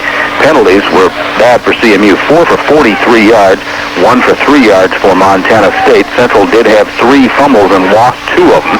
That also held down the score a little bit. Central had to punt 3 times. It is 1st and 10, the pickup of 10 for Connolly. The Chippewas 1st and 10 at the 38-yard line in Montana State territory. Both Reed and Muddy flanked out wide to the far side, the left side. I formation behind Jeff Bender, the quarterback. Long signal count. Signals out to his wide receivers. I think he's checking at the line of scrimmage. He's very good at this. Fakes the give to Connolly. Now toss sweep to Riley. Riley gets back to the line of scrimmage and will carry it close to the 35-yard line after a long checkoff procedure by Jeff Bender. Bender did change the play at the line of scrimmage, and Montana State, whether they adjusted well or what, but that time Donnie caught it and picked up 3 yards, mostly on his own. He carried 2 of the defenders upfield 2 or 3 yards. Kenny Ely, the freshman swingback, comes in for CMU. It is 2nd down and 7. Central Michigan on top of Montana State, 13-0 with 12:50 to go here in the 3rd period of play. Receiver Ely wide to the near side. Reed wide to the far side. I formation behind Bender, the quarterback. Again, a long signal count. He gives it to the second man. That's Riley at the 30. Riley at the 25. Riley over the 25 to the 22-yard line. It'll be another 1st down for the Chippewas, a 14-yard pickup, and Central Michigan is moving on the ground in the second half. Well, they moved pretty well in the first half, except for those 2 fumbles and the 1 interception. That stopped 3 drives right there. 155 yards on the ground in the first half for the Chippewas. Their 3rd first down now of the second half, their first time that they've had the ball. 1st and 10 of the 22. Reed wide to the left. Ken Ely wide to the near side. Again, I formation behind Bender, the quarterback. That Eagles defense for Montana State. Bender gives to Connolly. No, takes the give. Now the toss to Riley at the 20. 15, 10, 5. Touchdown, Central Michigan. Johnny Riley on the toss sweep after the great fake by Bender to the up back Connolly. The toss to Riley, a 22-yard touchdown run, and it's 19-0. It made it look easy, didn't it? Oh, well, the big thing was the fake to the fullback. That kept the linebackers tight inside, and then Donnie Riley got to the outside, had some running room. So Kevin Nichol missed his first extra point since 1986. The last time he had an attempt, that was in the 2nd period. Same end zone, south end zone. He'll kick it to the sun and the wind. He gets it up. It's in that direction. And it is good with 12:07 to go in the 3rd period. Central Michigan 20, Montana State nothing. Let's pause 60 seconds for these Wirtfield At the 15-yard line, the illegal procedure call against CMU, so we'll get to do it all over again. Nichol this time will kick it off at the 30-yard line as they'll walk backwards 5 yards. 20-0. Central Michigan on top of the Bobcats of Montana State. This is kind of the last learning experience game, Mike Carey, for Central Michigan, because next week they get down to it, and a tough one it will be in the Mid-American Conference. And now I see on the sideline in sweat clothing is Sean Sheehan, the quarterback for Montana State. So he is not going to be coming back here in the second half. He's on crutches. And Central Michigan will be kicking again after a 5-yard walk-off. Nichol has it teed up at the 30-yard line. Center deep is Curley. Tony Moore is the receiver on the far side, and number 43, Steve Hogbert, is a receiver on the near side. They've almost got 4 men back. Nickel crisply kicks this one. It'll go to Curley at the 10. He comes out to the near side, 15, 20, 25, breaks the 1, 30, 35, 40, 45, 50, midfield into CMU territory. Kurt Pauley nails him at the 46-yard line, but a nice return by Curley. Poor coverage by CMU that time. They near side they had to contain, and he cut it back to the inside, and nobody came up and followed up from the inside. He was able to pick up another 20 yards from where they should have been able to make a tackle. So with Shahan, the normal starting quarterback, injured with a dislocated kneecap on the sidelines, John Tatral is the quarterback for Montana State. First and 10 of the CMU 48. Tatral rolls right, looks for a receiver. He's got his man at the CMU 35-yard line, and it is Bergman, the number 1 wide receiver for Montana State. He grabs it and goes out of bounds. They'll mark it to the 35, where it'll be first down for the Bobcats. Bergman's a good-looking receiver. Not real big, 6 foot, 187-pounder, but they go to him, and he runs some pretty good routes. That time he was open and picked up just about 11 yards to the 35. 2 touchdown pass receptions last week for Bergman against Eastern Washington. First and 10 for Montana State at the CMU 35-yard line. George Rickenstrick and Rich Curtis, the linebackers, calling out the plays, setting up their defense. Bergman comes in motion, 2 backs behind the quarterback, Tatral. He gives to the first man through there. That's Wilkerson. He'll get about 4 down to the 34-yard line. Rickenstrick had a shot at him behind the line of scrimmage. He was able to fall forward to the 32, give him 3. He was brought down by Rich Curtis. CMU defense looking more for pass now, because Bobcats just didn't run that well in the first half, and so as a result that time Wilkinson was able to get a little bit of running room in the middle. Montana State in the first half attempted 15 passes. That's far above their average, but they simply couldn't run with their Houston Veer against the CMU defense. Second down now, Tatral on the keeper, and he is going to be crisply brought down after a 1-yard pickup. Mark Dennis in there to make a hit for Central Michigan, and I believe the other one was, Rich Curtis, the inside linebacker, at the 31, a gain of 1. It'll be 3rd and 6.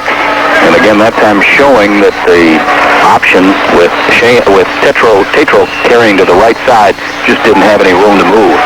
Had he pitched, he still wouldn't have had him. No, his CMU defense played it absolutely well. Williams, 1 cornerback for CMU. Kenny Strong is the other. Durant Robertson, David Johnson, the safeties. Galetka, Alfrink, and Waring up front on the 3rd down. Quarterback takes the ball, drops it, rolls back. Now gets away from 1 man. He's at the 35. He's going to be brought down at the 30-yard line on a nice effort there by Craig Allen, who pursued after Tatral messed up the play by dropping it in his own backfield and had to reverse things, and was finally brought out of bounds by Allen at the 30-yard line. They'll mark it at the 29, and that is shy of a first down by about 4 yards. It'll be 4th and 4. Anders Larson is the normal field goal kicker for Montana State. He's a good one, but he hasn't been kicking very well, so they brought Jay Judy in this week. He hasn't been successful in 2 attempts. So on 4th and 4 from the CMU 29, they're going to go for it. They bring Bergman back in motion to the near side. 2 setbacks behind the quarterback, Tatral. He rolls to his left. He's looking. He's got Bergman inside the 25, and he will have enough for the first down. They're making the pass reception and brought down by Kenny Strong. Kenny Strong made the hit, and Durant Robertson followed up, but it is a first down as he got it to the 24-yard line. Picked up about a yard more than they needed for the first. Simple little play that time, and Strong was all alone on the wide open side of the field, and he had to play it with the receiver in front of him. He couldn't try to do anything dramatic, because had the receiver caught the ball and got behind him, there was nothing between he and the goal line except about 20 yards of open field. So it is first down for Montana State at the CMU 24-yard line. Their second first down of this drive. Again, 2 receivers wide to the right. Tatral takes the give to the first man. No, he does give it to the first man, but there's absolutely no yardage on the play. Mark Dennis down there, and at the bottom of the pile, number 39, George Rickenstrick. That time the CMU defense came across the line of scrimmage. The neutral zone was moved back into the Bobcat backfield about a yard, and the ball carrier had nowhere to go. He was almost brought down before he got his forward momentum. Wilkerson and Moore are the setbacks in a pro setup behind the quarterback, Tatral. He splits his 2 receivers, one to the far side, that's Bergman, Watson to the near side. Tatral rolls to his right, he's looking, makes the pitch to Moore. Moore's got a little room, he's going to get 2 or 3 yards, and then he is brought down hard at the 22, 23-yard line. Swooping in from his free safety position was David Johnson for Central Michigan. Again, David Johnson coming up quickly, closed on the play, pick up of only a yard for Tony Moore. That play looked like it had some running room when they started out, and because of Johnson closing so quickly. It was a minimum gain, a yard, and not too far behind Johnson was 39 again. George Rickenstrick was right there. Had Johnson missed the tackle, Rickenstrick would have been there. Big play for the CMU defense now, trying to put the stops on Montana State. 3rd and 9 at the CMU 23-yard line. Katroff, the quarterback, gets the snap, rolls to his left, now stands up, looks for a receiver deep, but the receiver, Bergman, cuts the pattern off at the 10-yard line, and the ball was thrown out of bounds at the 5. It's incomplete. 4th down. And now Montana State's going to try again for that elusive first field goal. Jay Judy does come on with the tee. This one will be right on the right hash mark, and they will put it down just inside the 30. Let's call it a 40-yard field goal attempt with 8:55 remaining in the 3rd quarter. CMU leading 20-0.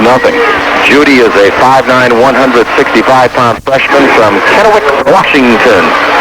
40-yard field goal attempt. Here's the snap. The ball is placed down. It's kicked. It's in that direction. It's long enough, and it is good. So Montana State gets on the scoreboard with 8:49 to go in the 3rd period on the field goal by Judy. It is 20-3 Central Michigan. Let's pause 60 seconds on this, the Central Michigan University Sports Network. Hi, it's Roger Insurance.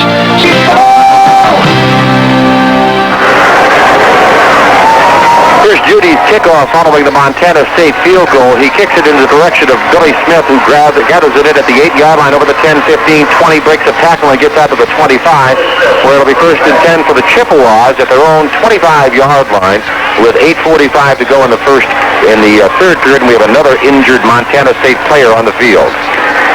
Montana State getting on the scoreboard with a field goal just moments ago by Jay Judy. Judy, as Ed had said, has replaced Anders Larson, who had been their kicker. And they are getting a little bit of tutoring from the talented foot of Jan Stenerud, who used to kick for the Kansas City Chiefs. Jan lives there and in Bozeman and has been helping the kicking last week. Judy now gets up under his own power and walks off the field. This means he's probably got the wind knocked out or bell rung a little bit. It'll be 1st and 10 for the Chippewas at their own 26-yard line, the official spot. Jeff Bender is the quarterback for Central Michigan, 2 for 6 in the first half. Overthrew a couple of receivers, had 1 interception. John Hood now is in at tailback for CMU. And we have a new fullback in Billy Smith for Central Michigan. The Chippewas will send L.J. Muddy wide to the near side. Bender, the quarterback, he'll toss it to Hood. Hood at the 25, cuts it back at the 30, and falls forward to the 32-yard line for Hood. It'll be a 6-yard pickup. Good looking play by John. He made the cutback, as you said, against the grain and picked up probably another 3 yards because of the good cut. Hood in his first game since coming off the injured list, 7 carries for 61 yards in the first half. So he's had a 26-yard blast in there and an 8-yard touchdown run. So he's regaining top form. 2 tight ends for CMU now. Eric Stockford and Mark Hopkins are in there. 1 ride out, and that's L.J. Muddy. High formation behind Bender. He gives to the first man. That's Billy Smith at the 40, 45, 47, 48-yard line for Billy Smith. The freshman fullback, a 16-yard pickup and another first down for CMU. Knocked down by cornerback Anthony Curley, and he was moving. Curley was about the last man that really had a good, clean shot at him, and the CMU offense now able to use 4 backs and keep fresh people in there. Connolly and Billy Smith at fullback, Donnie Riley and John Hood at tailback, and that's a kind of a nice situation when you can have somebody fresh out there all the time. And that's not a bad crew. Anywhere over 4 is pretty good. The Chippewas in a high formation with a receiver to the near side. Ely here is the toss, and now the give to Ely on the flanker reverse. He's back to the line of scrimmage, cuts it up at the 50, and will fall into Montana State territory at the 48-yard line. Fumble on the play, and it is Montana State's ball. Well, the fumbles have been a bugaboo today for CMU. That's the 3rd fumble that they have lost, plus an interception, and Central has really been their own worst enemy as far as keeping the score down. They put 20 points on the board and looked like they would put a lot more on except for those turnovers. And the same thing happened last week at Akron. They fumbled one away right at the goal line that prevented a touchdown and had an interception that stopped another drive. So the Chippewa offense is moving. It's not quite at 100%. Montana State 1st and 10 at their own 47-yard line.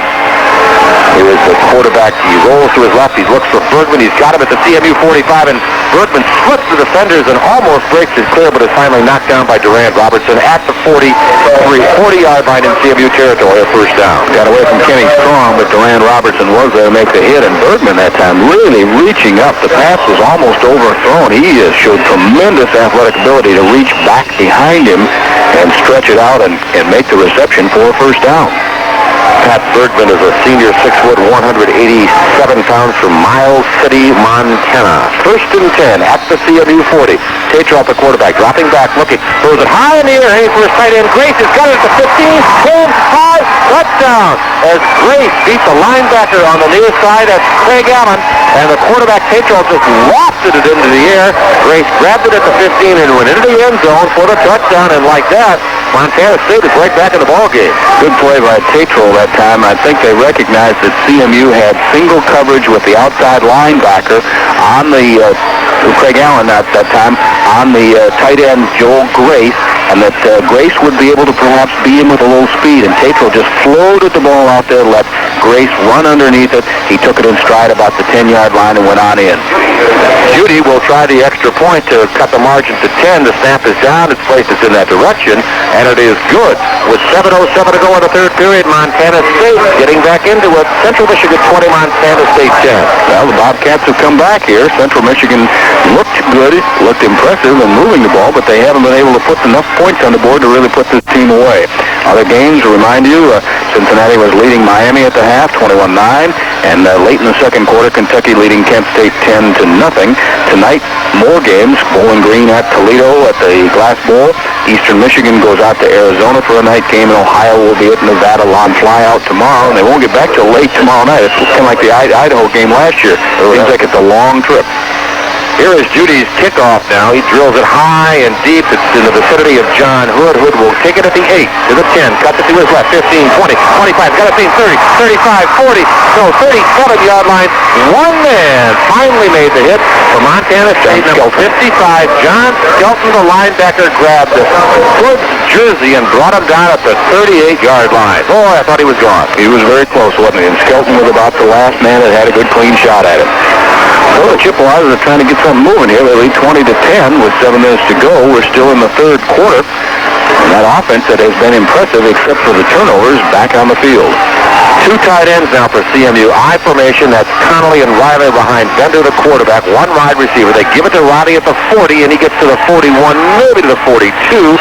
A pickup of 4. It'll be second down and 6 for CMU. They're just going to follow that big offensive line and try and pound out some yardage and hold on to the ball. I think you're right, and then we're seeing much like we saw last week against Akron, that the CMU offensive line is indeed controlling the neutral zone, dominating that line of scrimmage, and so that the backs are able to pick up 2 to 3 yards with no problem, and sometimes a bigger yardage than that.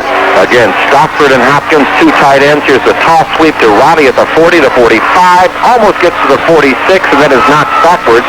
They'll give him the 46. He's piled up by a whole host of Montana State defenders, D'Agostino, John Wanego in there, along with several teammates. But Roddy gets it out to the 46, so it'll be 3rd and 2. It's been an interesting preseason, if you will. Got on-conference games for CMU, starting poorly with the Kentucky game, coming back after a week off, and last week looking impressive with Akron, and now today with Montana State. They should be ready for the conference. I formation now. Eric Reed, the only wideout. Stockford, the tight end from the near side, goes into the motion towards the other side. Here's the gift to Connolly, the fullback. He breaks it to 50, 45, 40, 35, 30, 25, 20. Go, Joe, 15, 10, 5. He cuts it back and is dropped down at the 1-yard line. Joe Connolly with a 53-yard pickup from the line of scrimmage down to the 1. He didn't have quite enough speed to beat the last man, Kevin Irwin, the free safety. I think he might have made it in had he tried to cut back on Irwin. I think had he gone straight for the corner, Irwin would have had to tackle him from behind, and their momentum probably would have carried him into the end zone anyway. But a great run for Connolly. And as you said, he's not the biggest fullback at 210 pounds, but he's maybe a little quicker than some of the big fullbacks. And that time, he had enough quickness, and we got a timeout taken by CMU here. They didn't have the proper people on the field for the extra point, or for the first and goal at the 1. So they take a quick timeout here, and and make sure they get everything. Anyway, Connolly that time showed pretty good quickness, but the man that made the tackle did have a good angle on it. And the CMU team now trots off to the side. They're going to talk with their offensive staff while they do that. Let's pause 15 seconds here for station identification. This is WCEN-FM, Mount Pleasant. At Spencer Drugs on South Mission, your prescription is filled while you wait, and all the information is placed in the computer for future use. Let Spencer's fill your next prescription. Will update. Well, the Chippewas are knocking at the door, leading Montana State 20-10 with 5:23 to go in the third quarter. They mark it Mike at the 2, so give Connolly 52 yards on the carry from the 46 down to the 2. I think you're right. I think if he had just plowed forward, his momentum would have carried him into the end zone with her when the tackler probably hanging onto his back that time. In any case, Central has an opportunity here to give themselves a little bit of breathing room. They're up by 10. CMU will wishbone now. They will keep Connolly in the ballgame as the fullback, the low man on the wishbone with Hood and Ryder. They can go left to right. Bender, 2 tight ends. First and goal at the 2. Chippewas trying to stretch the lead. Here is the give to Riley, the third man through. He drops the ball and fumbles it again. The third fumble of the day for Donnie Riley, and the Chippewas' glorious scoring opportunity goes a glimmering. It will be Montana State's ball. First and 10 at their own 2-yard line. Oh, my. Tell you what, Central has got to get rid of that fumble bugaboo when they start playing teams like Kent State, because you can't give Kent the ball that often. Absolutely right. But the CMU defense now is in a good position on the field. They've been dominant in this ball game. They've got to watch for that trick play or one man getting loose, but the defense ought to be able to pound in on Montana State. John Tetrolf is the quarterback. He's got 2 running backs behind him. They flank 2 receivers to the right, 1 to the left on first and 10. Here is Tetrolf. He gives to the first man through, and he's going absolutely nowhere. Wilkerson may get a yard out to the 3. I think Mike Papler was in on the tackle, if I saw it right. Number 91, defensive tackle, who grabbed the ball carrier and threw him down, and it was Mike Papler, a sophomore, 6'4", 235. Got maybe a yard on the play. Second down, 9. Papler from Dearborn Edsel Ford High School. They'll give him 2 out to almost the 4-yard line. It'll be second down and a long 8 for Montana State with 4:48 to go in the third period. 20-10 Central Michigan. 1 receiver right, 1 receiver left. The quarterback Tetrolf rolls to his right, looking, can't find anybody. Still got the ball. Not going to throw a home run ball. See, it is Kenny Strong, knocks it away, makes the grab. The interception, but he's out of bounds. So the ball goes incomplete. Perfectly played by Kenny Strong on Bergman, the great wide receiver from Montana State. And Kenny, as you said, played it perfectly. Got himself between the receiver and the quarterback, about a half yard between the two, and went up for it, timed it perfectly, came down, but they were right along the sideline, and he did come down out of bounds. Strong is a sophomore, 5'9", 175 from Flint Northwestern High School. He and David Johnson and James Williams have all upgraded that defensive secondary. They're very good athletes back in there. Third and 9 now. The ball on the 4-yard line for Montana State. Their own 4. Tetrolf gives to the first man through. He's going to get over the 5 and brought down after a pickup, maybe 1 or 2. I think Papler and Waringa were in there on that hit. It'll be 4th down for Montana State. Tim Antonides had tripped him up right near the 1-yard line, but he came off the tackle by Antonides, but didn't have his momentum going and was able to pick up only a couple of yards. So they'll have to punt it away, and CMU should come out of this with good field position. Should be in Montana State territory. Tetrolf, the backup quarterback who's been forced into action by the injury of Shahan, is also the backup punter, and he's taken over that chore too, and he is standing very deep in his end zone. The CMU L.J. Muddy is outside the 40-yard line. Tetrolf gets the snap and now kicks it high and deep. Pretty good-looking kick. Muddy at the 48-yard line in Montana State territory. Cuts to his left, 45. Gets to about the 41 and then is driven back by a host of Montana State tacklers. But a good return by Muddy of about 8 yards. Good punt that time considering the pressure and the 4.0 on the hang time. He got it out of the fairly deep in his territory, and CMU will have it at the 41, first and 10. That'll be a 40-yard kick for Tetrolf. CMU did not rush the punter. They were content just to set up their blocking and try and get a return and get the ball in good field position. So CMU first and 10 at the Montana State 41-yard line. Connolly the fullback. Hood is the tailback. In the I formation, 2 receivers to the left. Jeff Bender is the quarterback. 3:46 to go here in the third period. Bender now under center for the snap.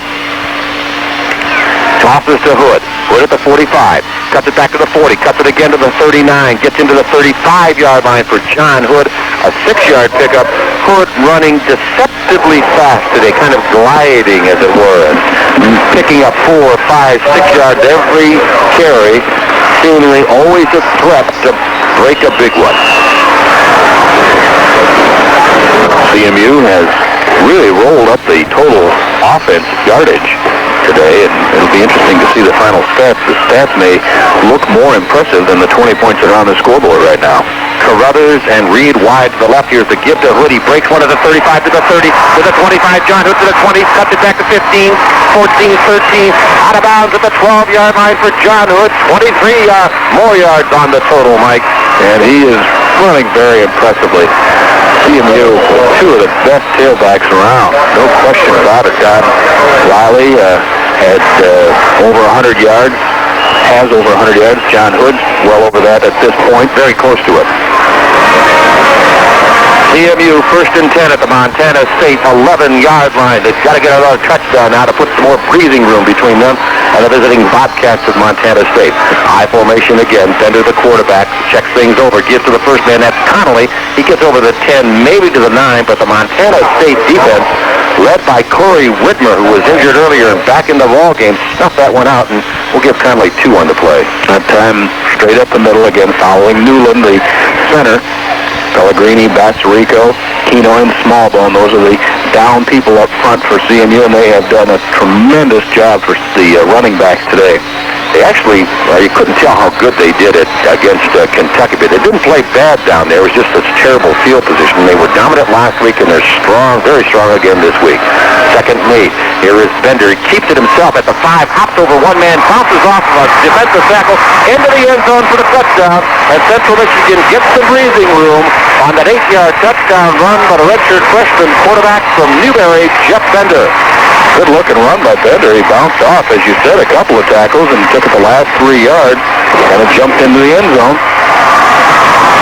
And I think the Chippewas are very happy with the way he has come along since spring. There is no doubt about that. Nickel is on to try for the extra point. 26-10 is the score. Here is the snap. It is down. The kick is up. It's in that direction. And Central Michigan, it is good. Central Michigan now leading Montana State 27-10.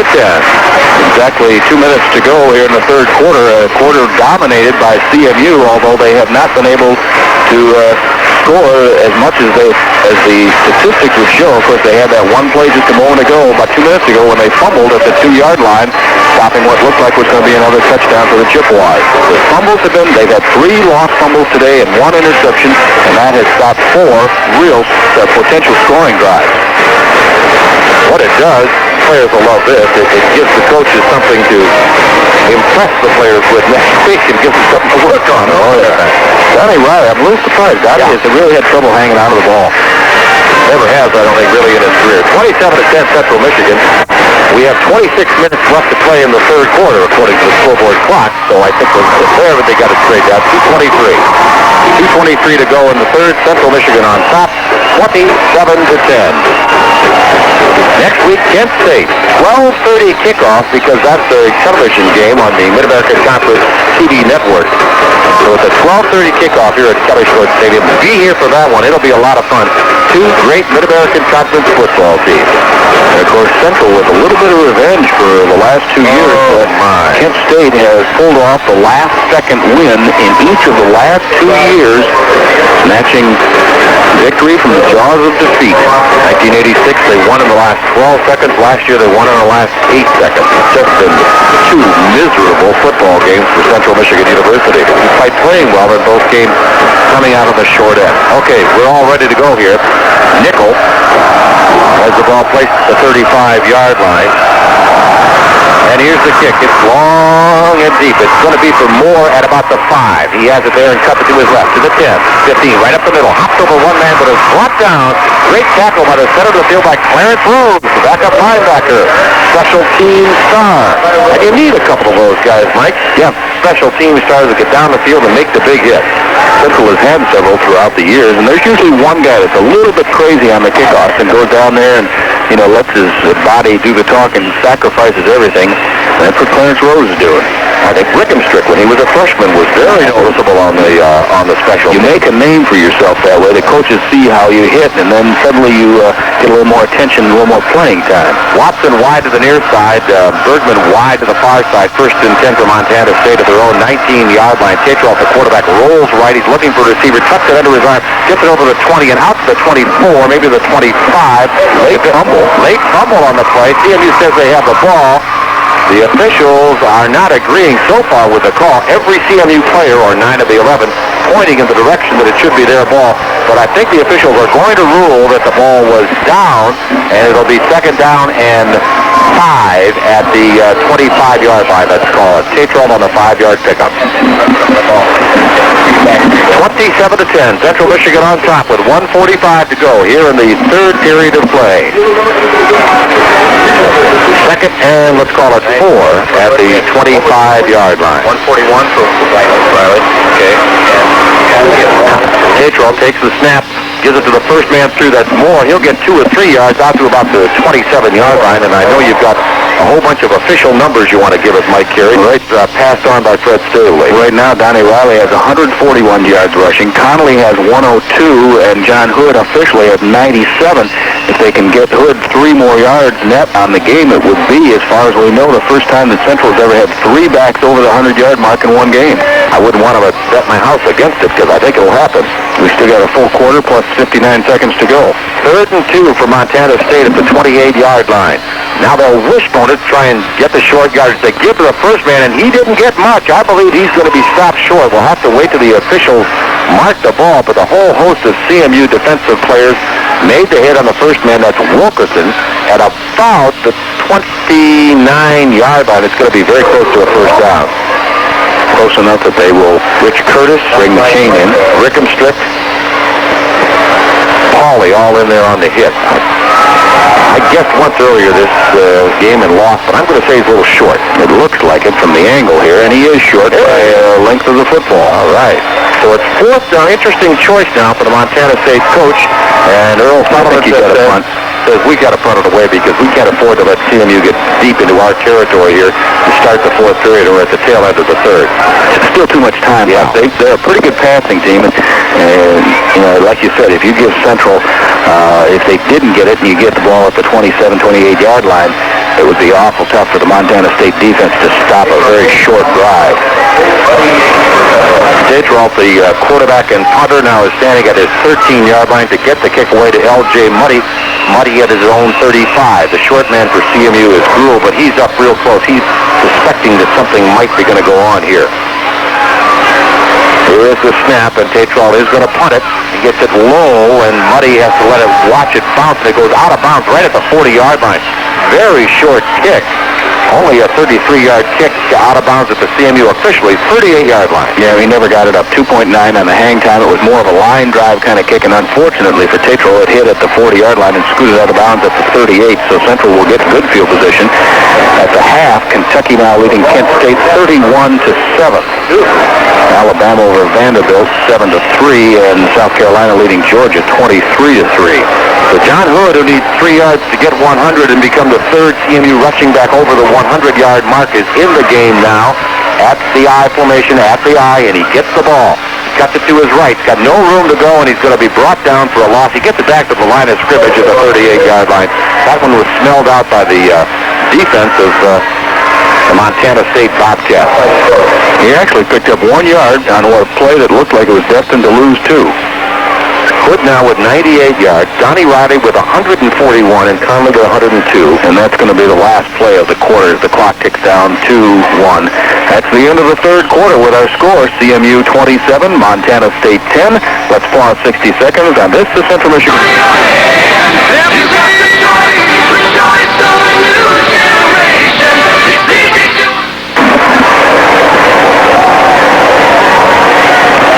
Second and 9 for CMU at the 39-yard line. The Chippewas start the 4th period ahead, 27-10. Bender back to pass. He throws it long and deep. He airs it out in the direction of Reed. Reed has drops the ball at the 20-yard line.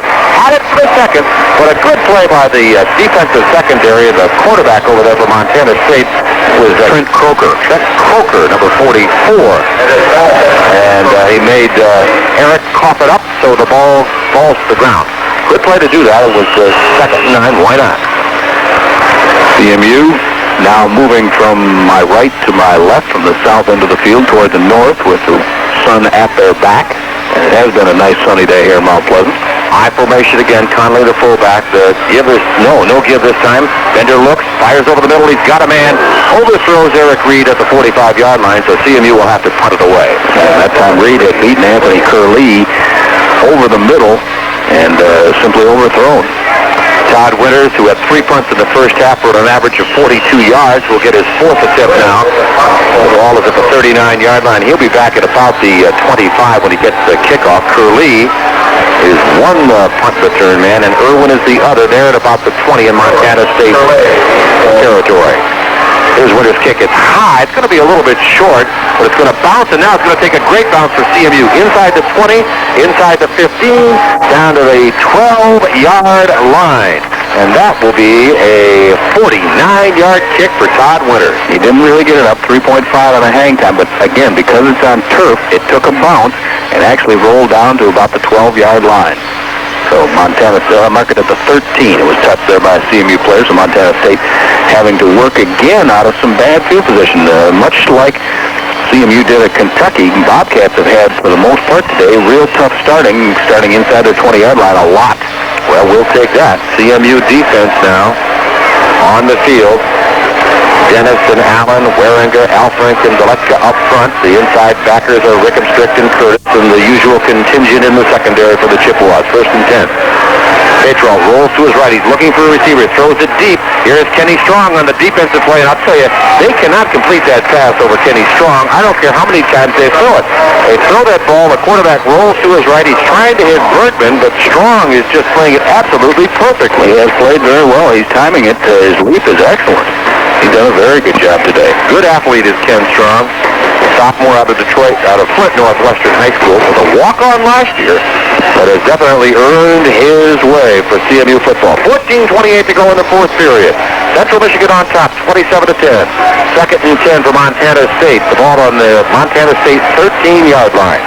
CMU defense. Rickham strict, marking the signals. Here's Satchel dropping straight back. Now he rolls to his right, getting a little pressure, throws it short, and it is dropped by Wilkinson, the fullback, as he was kissed again by, guess who? Number 39, George Rickhamstrick. And Wilkinson gets up limping and will limp out of the ball game. George has that kind of ability to make you limp a little bit. George is kind of built like a tank, 6 foot, 235 pounds. Been a good one for CMU. The latest in the long tradition of great linebackers, inside linebackers here for Central Michigan University. It brings Montana State to a 3rd and 10 situation at their own 13-yard line, and they're probably going to put it up again.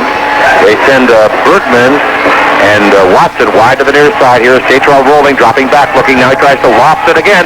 Kenny Strong is right there. The man catches the ball, but out of bounds. The Strong had played it perfectly again, and so it'll go over to CMU. It'll be 4th down, and Montana State will be forced to punt it. Again, Strong played that just about as well as you can. There was no chance for Bergman to get the ball inbound. I think they're going to figure out that maybe we ought to try another pattern because we're not going to beat this guy on this side. So Tatros, the quarterback and punter, will have to stand at about his goal line. L.J. Muddy, who's done a great job of returning punts for CMU today. Nothing long, no long returns, but just punt returns by Muddy, is standing at about his 46-yard line. Gruel is the short man. Tatros in his end zone now and gets the kick away. It's low. Muddy is going to grab it at about the 45. He's got it. Gets around one man at the 50. Now cuts it to his left and is deploying back, but gets around that man. Back to the 50. 45 and out of bounds in Montana State territory at the 45-yard line, almost the 44. Good return again by the little one, L.J. Muddy. Line drive kind of kicked 3.0 on his hang time. He did reverse his field and picked up an extra 6 yards because of it. And that was a tough return for him. 42-yard punt by Tatros and an 11-yard return by the wee one, L.J. Muddy from Flint Central High School, all 5'6", 170 pounds of him. Central Michigan, like one more touchdown now to just about wrap it up. It capped what has been a beautiful day here in Mount Pleasant. Again, John Hood is the fullback, is the tailback. Billy Smith is now the fullback. Two receivers out wide to the far side. Bender is still at a quarterback. Here's the give to Smith, the fullback at the 40, at the 35. Breaks another tackle at the 30, the 26, the 25, 25-yard line. For Billy Smith, the third-string fullback, a 20-yard pickup for Central Michigan down to the Montana State 25-yard line. CMU backs are closing in on 400 yards of rushing today. They should be about at 375 or so unofficially right now. They could, if they got it into the end zone on the run, they'd be right around 400 yards. Smith checks out, talks to Herb DeRomedy on the far side. Joe Connolly, who was rushed for 102 yards, is back into the fullback spot. Two receivers out wide to the far side. Bender, the quarterback, barks the signals, checks over the defense. Now, gives to the first man, Conley. No, fakes the give. Give to Hood. Hood at the 20. At the 18, down to the 15. But it's going to be called back. We're going to have a penalty on the play. Hood would have gone over the 100-yard mark, but the penalty will call it back. A flag was thrown at about the 25-yard line against CMU. Go ahead, Mike. I was going to say, again, the nice run by Hood will not get into the record book because of that penalty flag. Most likely the holding call or clip. Tripping, they're saying. Tripped a defender. So they'll mark them back a little bit. 13:30 remaining in the ball game. CMU out in front by 17, 27-10. Well, despite the penalties, again, hats off to John Kenoy and Dave Basrico and Ralph Newland, Chuck Pellegrini and Brian Smallbone, those guys up front who've done yeoman work for Central Michigan. That offensive line is becoming a dominant force. Benny Alexander's offensive group. Paul Alexander's offensive group, pardon me. The penalty, however, will take it all the way back to the 40-yard line, and the Chippewas have to get to the 15. That'll tell us that it's first down and 25 for CMU. And I'll bet what they've been doing, they'll keep doing what they have been doing, which is running the ball. Smith back in at fullback, Hood the tailback. Muddy flank to this side, Reed to the far side. First and 10. Here's the fake to Hood. Bender looks, he's got a man, he's got the tight end at the 25-yard line, and down to the 20, and over the 20 to the 19 is Mark Hopkins. Good looking pass. Oh, that was nice. Base pass at that intermediate zone. That zone that becomes vulnerable if your team like CMU concentrates on first stopping the run and second stopping the long pass. That intermediate area becomes vulnerable. And it's exploitable, and it was a pickup that time of 21 yards. It'll be 2nd and 4. So we get the penalty back, and now got him back into a rushing situation. Towards the tailback, Smith the fullback. Tight end Stockford now in motion out to the far side. Reed to the near side here. Here is the give to Smith, the fullback. He cuts at the 20 and gets over the 15. Fumbles the ball after about a 5-yard pickup, and I believe that let me see if there's a CMU jersey down at the bottom of the There was one CMU player. It was not the fullback, though. It was not Billy Smith, but there was another player coming from the far side, and I think he did get the ball. It might have been Eric Reed. It was Eric Reed, and the last man up, Eric Reed.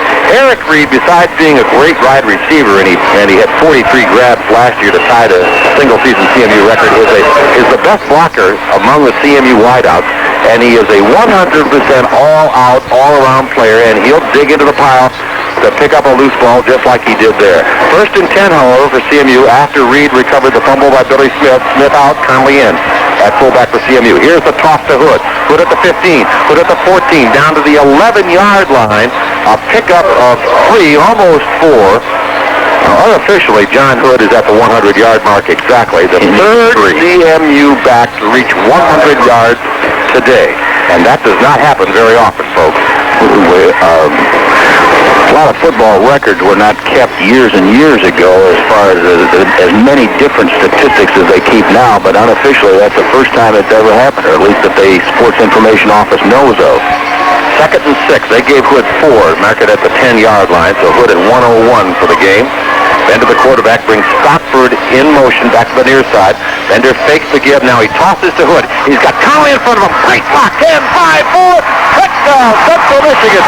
Great block by Joe Conley at about the 8-yard line to swing Hood on the sweep into the end zone, and the Chippewas add up the numbers. That definitely, if it wasn't officially over the 100-yard mark, gave Hood well over 100 yards now, and the Chippewa offense with well over 400 yards of total offense and almost 400 yards rushing alone. It's 33-10 with 11:20 still to play. Here is Nichols' attempt at the extra point. Kinch gets it down. The snap is good. The ball is kicked. It is good. And with 11:20 to go in the fourth period, Central Michigan 34, Montana State 10. Let's pause 60 seconds on this. The Central Michigan University Sports Network. Host Michael. They'll move it half the distance, and Hood is at 112 officially. Hood at 112 yards. All right, off the top of your head, Fred, how many yards total rushing yards for CMU today?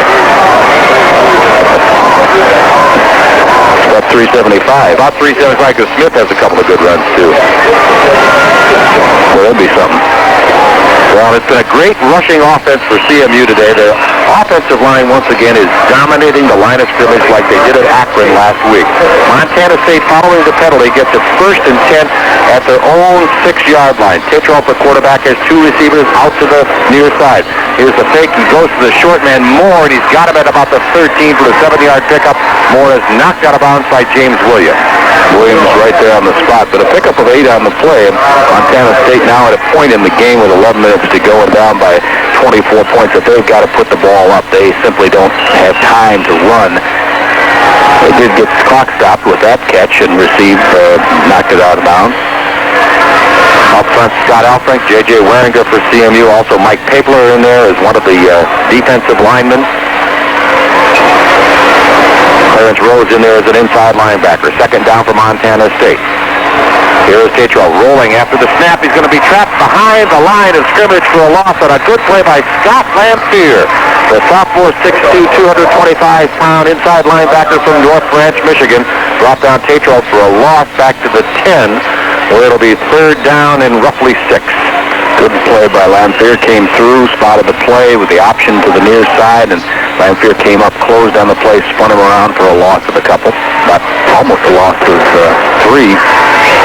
Billy Templeton is checked into the ball game for Montana State. He'll be, along with Moore, one of the 2 running backs for the Bobcats on this 3rd down play. Big play for Montana State.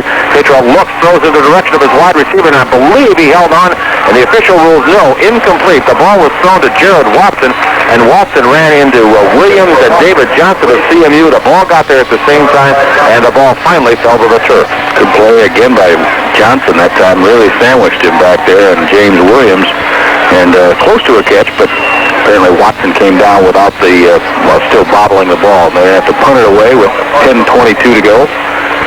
Well, with not much field position, Montana State is again forced into punting the ball, but trailing 34-10. They can't afford to give it away to CMU this deep in their own territory. Tetroff is 5 yards into the end zone to get away. Yet another punt for Montana State. Pretty good-looking punt. L.J. Muddy is back at the 50. He's got it there. Muddy gets one block, cuts it right up the middle, gets it into the 40-yard line, maybe to the 39-yard line, and once again, great field position for the Chippewas. 3.8 on his hang time. Not too much return for CMU, but they will have it with good field position at the 39-yard line, and we'll see if we have any number changes out there for the Chippewa offense. Billy Smith is in at fullback, and Randy Levels will be the quarterback. He's going to relieve Jeff Bender as Herb Duramity's going to go with some backups and get some playing time for a lot of folks. Randy Levels will be the quarterback. The fullback will be Billy Smith, and the tailback will be number 25, Darnell Rush, who had such a nice backup game last week at Akron. 64 yards on 8 carries for Rush. Levels the quarterback, checking over the defense. High formation. He gets to the first man. That's Smith.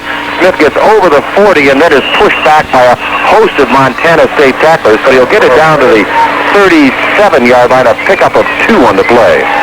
Some of the fans beginning to head back to the dorms and back to some post-game celebrations for CMU. The Chippewas, with 9 minutes and 50 seconds to go, look like they're on their way to their 2nd win of the season against that opening game defeat. Ken Ely, who made a great reception last week at Akron, is flanked out wide to the far side. Fumbled once today on a flanker reverse. High formation behind Randy Levels, the quarterback. Stockford now steps off the line of scrimmage and comes into motion back to the near side. Here is Levels spinning. He's got a man. It's Ely at the 25-yard line, and Randy puts it in there. First down, CMU. Nice looking play. Yes, and a little bit surprising. Fred Stabley had just come in to me saying I bet you we keep it on the ground the rest of the game, which you would expect, and of course the next play they threw. Well, you're in a situation where you want to give Randy some confidence, too. Remember that. He didn't have a good game at Kentucky, and you want to get his head back into football and not let him be down because you may need him. You know when you're going to lose somebody. The injury bug could strike. 1st and 10 for CMU. The ball at the 25-yard line. Let's call it for the Chippewas, threatening to add more to their margin. Long signal count here is Levels, keeps it. Now it still holds onto it, turns the corner, and will get almost 5 yards down to the 20-yard line. Levels is very tough to bring down. He is a rock in there at 6'2", 205. Pretty well put together, and he did get it just inside the 20-yard line with some real determination because somebody had him by the jersey back at the 23, and the second effort kept him going. 8:43 to go, clock winding down with Central out in front, 34-10. Comfortable win today, and considering there were 4 CMU turnovers, it could have been more lopsided than it is. Here we go. Levels on the pitch now to rush at the 20. Breaks one tackle, gets down to the 15. Tough running, the 14. Almost to the first down yard marker by Darnell Rush. Rush is a redshirt freshman, 5'10", 180 pounds from Detroit Osborne High School. It'll be just a little short of that first down marker, making it third about 1. Boy, it's a lot of tailbacks at CMU. It's a great fleet of running backs back here. It's close enough that they're going to actually measure, and CMU is going to also bring in a new tight end, Chris Klein, coming on. Now, that Chris Klein is a body. He's a redshirt freshman, 6'3", 247 pounds, from Saginaw MacArthur High School. Played for Mel Stillman up there. It is a first down. So good effort by Rush, and that was hard running. That was not a glamorous tailback run there. He just pushed and shoved and got his first down yardage. Darnell Rush, he wants to get some playing time too. So Klein is the tight end on one side. Stockford the tight end on the near side. One receiver, Ely out wide to the right. I formation behind Randy Levels, the quarterback. 34-10, CMU. Here's the give to Rush at the 15, at the 10, at the 6, at the 5-yard line for Darnell Rush. Very close to another first down. Rush rushing again towards the goal line. CMU is just pouring it on here as far as not trying to run up the score, but they've got fresh backs in there that are trying to show what they can do. And they've got some fresh bodies also on that offensive line. Mike Hayes in there now at the left tackle. Paul Jacobson in at guard. Charlie Thomas is the center. Anthony Bays is the right guard. And check, but I'm sure James Wyatt is in there at the tackle. Yes, he is on the far side. It'll be 2nd and 1 at the 5 for Central Michigan. Wishbone now with Smith the fullback. Rush is one tailback, and Maurice Brandon is the other. Brandon gets the ball at the 4, spins to the 3, to the 2. It'll be 1st and goal for Central Michigan at the Montana State 2-yard line. Maurice Brandon, a sophomore, 5'10", from Lansing Sexton High School, adding more yardage to the CMU total. And the Chippewas, again, are closing in on 400 yards of rushing today. They haven't had too many passing yards, but a few. There was one good-looking pass on a 1st and long that got him out of deep trouble. Again, wishbone for CMU. 1st and goal at the 3-yard line. Randy Levels is the quarterback. Marking the signals at the line of scrimmage. He tosses to the second man. That's Brandon. Brandon into the end zone for the touchdown. And the points keep on rolling. Central Michigan gets 6 more on Maurice Brandon's 3-yard touchdown run. It is 40-10. And that one looked easy. He went in almost untouched. Chippewa offense. They give a lot of credit to that offensive line, too, because they got a big hole just off left tackle. And Maurice scooted through there for an easy touchdown for the Chippewas with 6:58 to go. It's now 40-10. Kevin Nickel going to put the icing on the cake here, I think, with the extra point, and that he does. And with 6:58 to go in the ball game, Central Michigan 41, Montana State 10. Let's pause for 60 seconds for these words from your local station. 95. You can save on tires for your car, your light truck, your boat or RV trailer, your all-terrain vehicle, and farm tires, too, at Mount Pleasant Tire, Diamond Gym, 120 South Fancher. Kickoff is taken by Moore. He gets out over the 20 and falls to the turf at the 23-yard line for Central Michigan. Mike Papler in there on the tackle along with Clarence Rose and Kurt Hawley. It'll be 1st and 10 for Montana State at their own, let's mark at the 22-yard line with Central Michigan leading 41-10. 6 minutes and 51 seconds to play. It has been all CMU today. In a station ID after this next play for you stations down the line. New quarterback, that is Bob Kubiaki, a freshman in now for Montana State. He gives to the first man through. A little confusion there, but I believe the ball carrier did get the ball. Yes, he did, but he lost yardage on the play, a loss of about 1. All right, let's pause 15 seconds for station identification. This is WCEN-FM, Mount Pleasant. From Timex watches to cameras to radios to small appliances, you'll find them all at Spencer's low prices. Make Spencer Drugs on South Mission your one-stop shopping center. 6:20 to go in the fourth period. Good to have you listening on the Central Michigan University Football Network. The Chippewas 41, Montana State 10. Second down for Montana State. At their own 22-yard line, Kubiaki gives to the first man through, and he'll pick up 4, maybe 5 yards. Let's give him 4 out to the 26-yard line, and that is Steve Hogberg, who's seen a little bit duty today.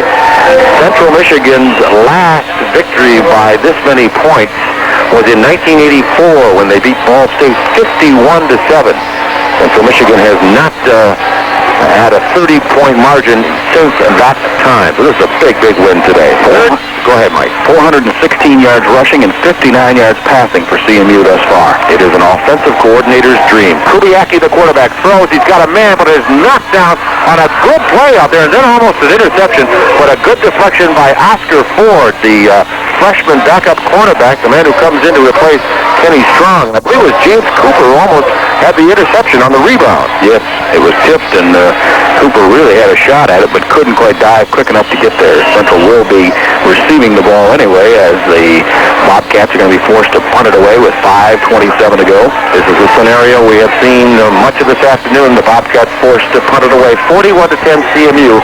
Muddy is deep at his 40-yard line, and David Johnson is the short man in front of him. Here's Tatrell's punt. It's long, but it's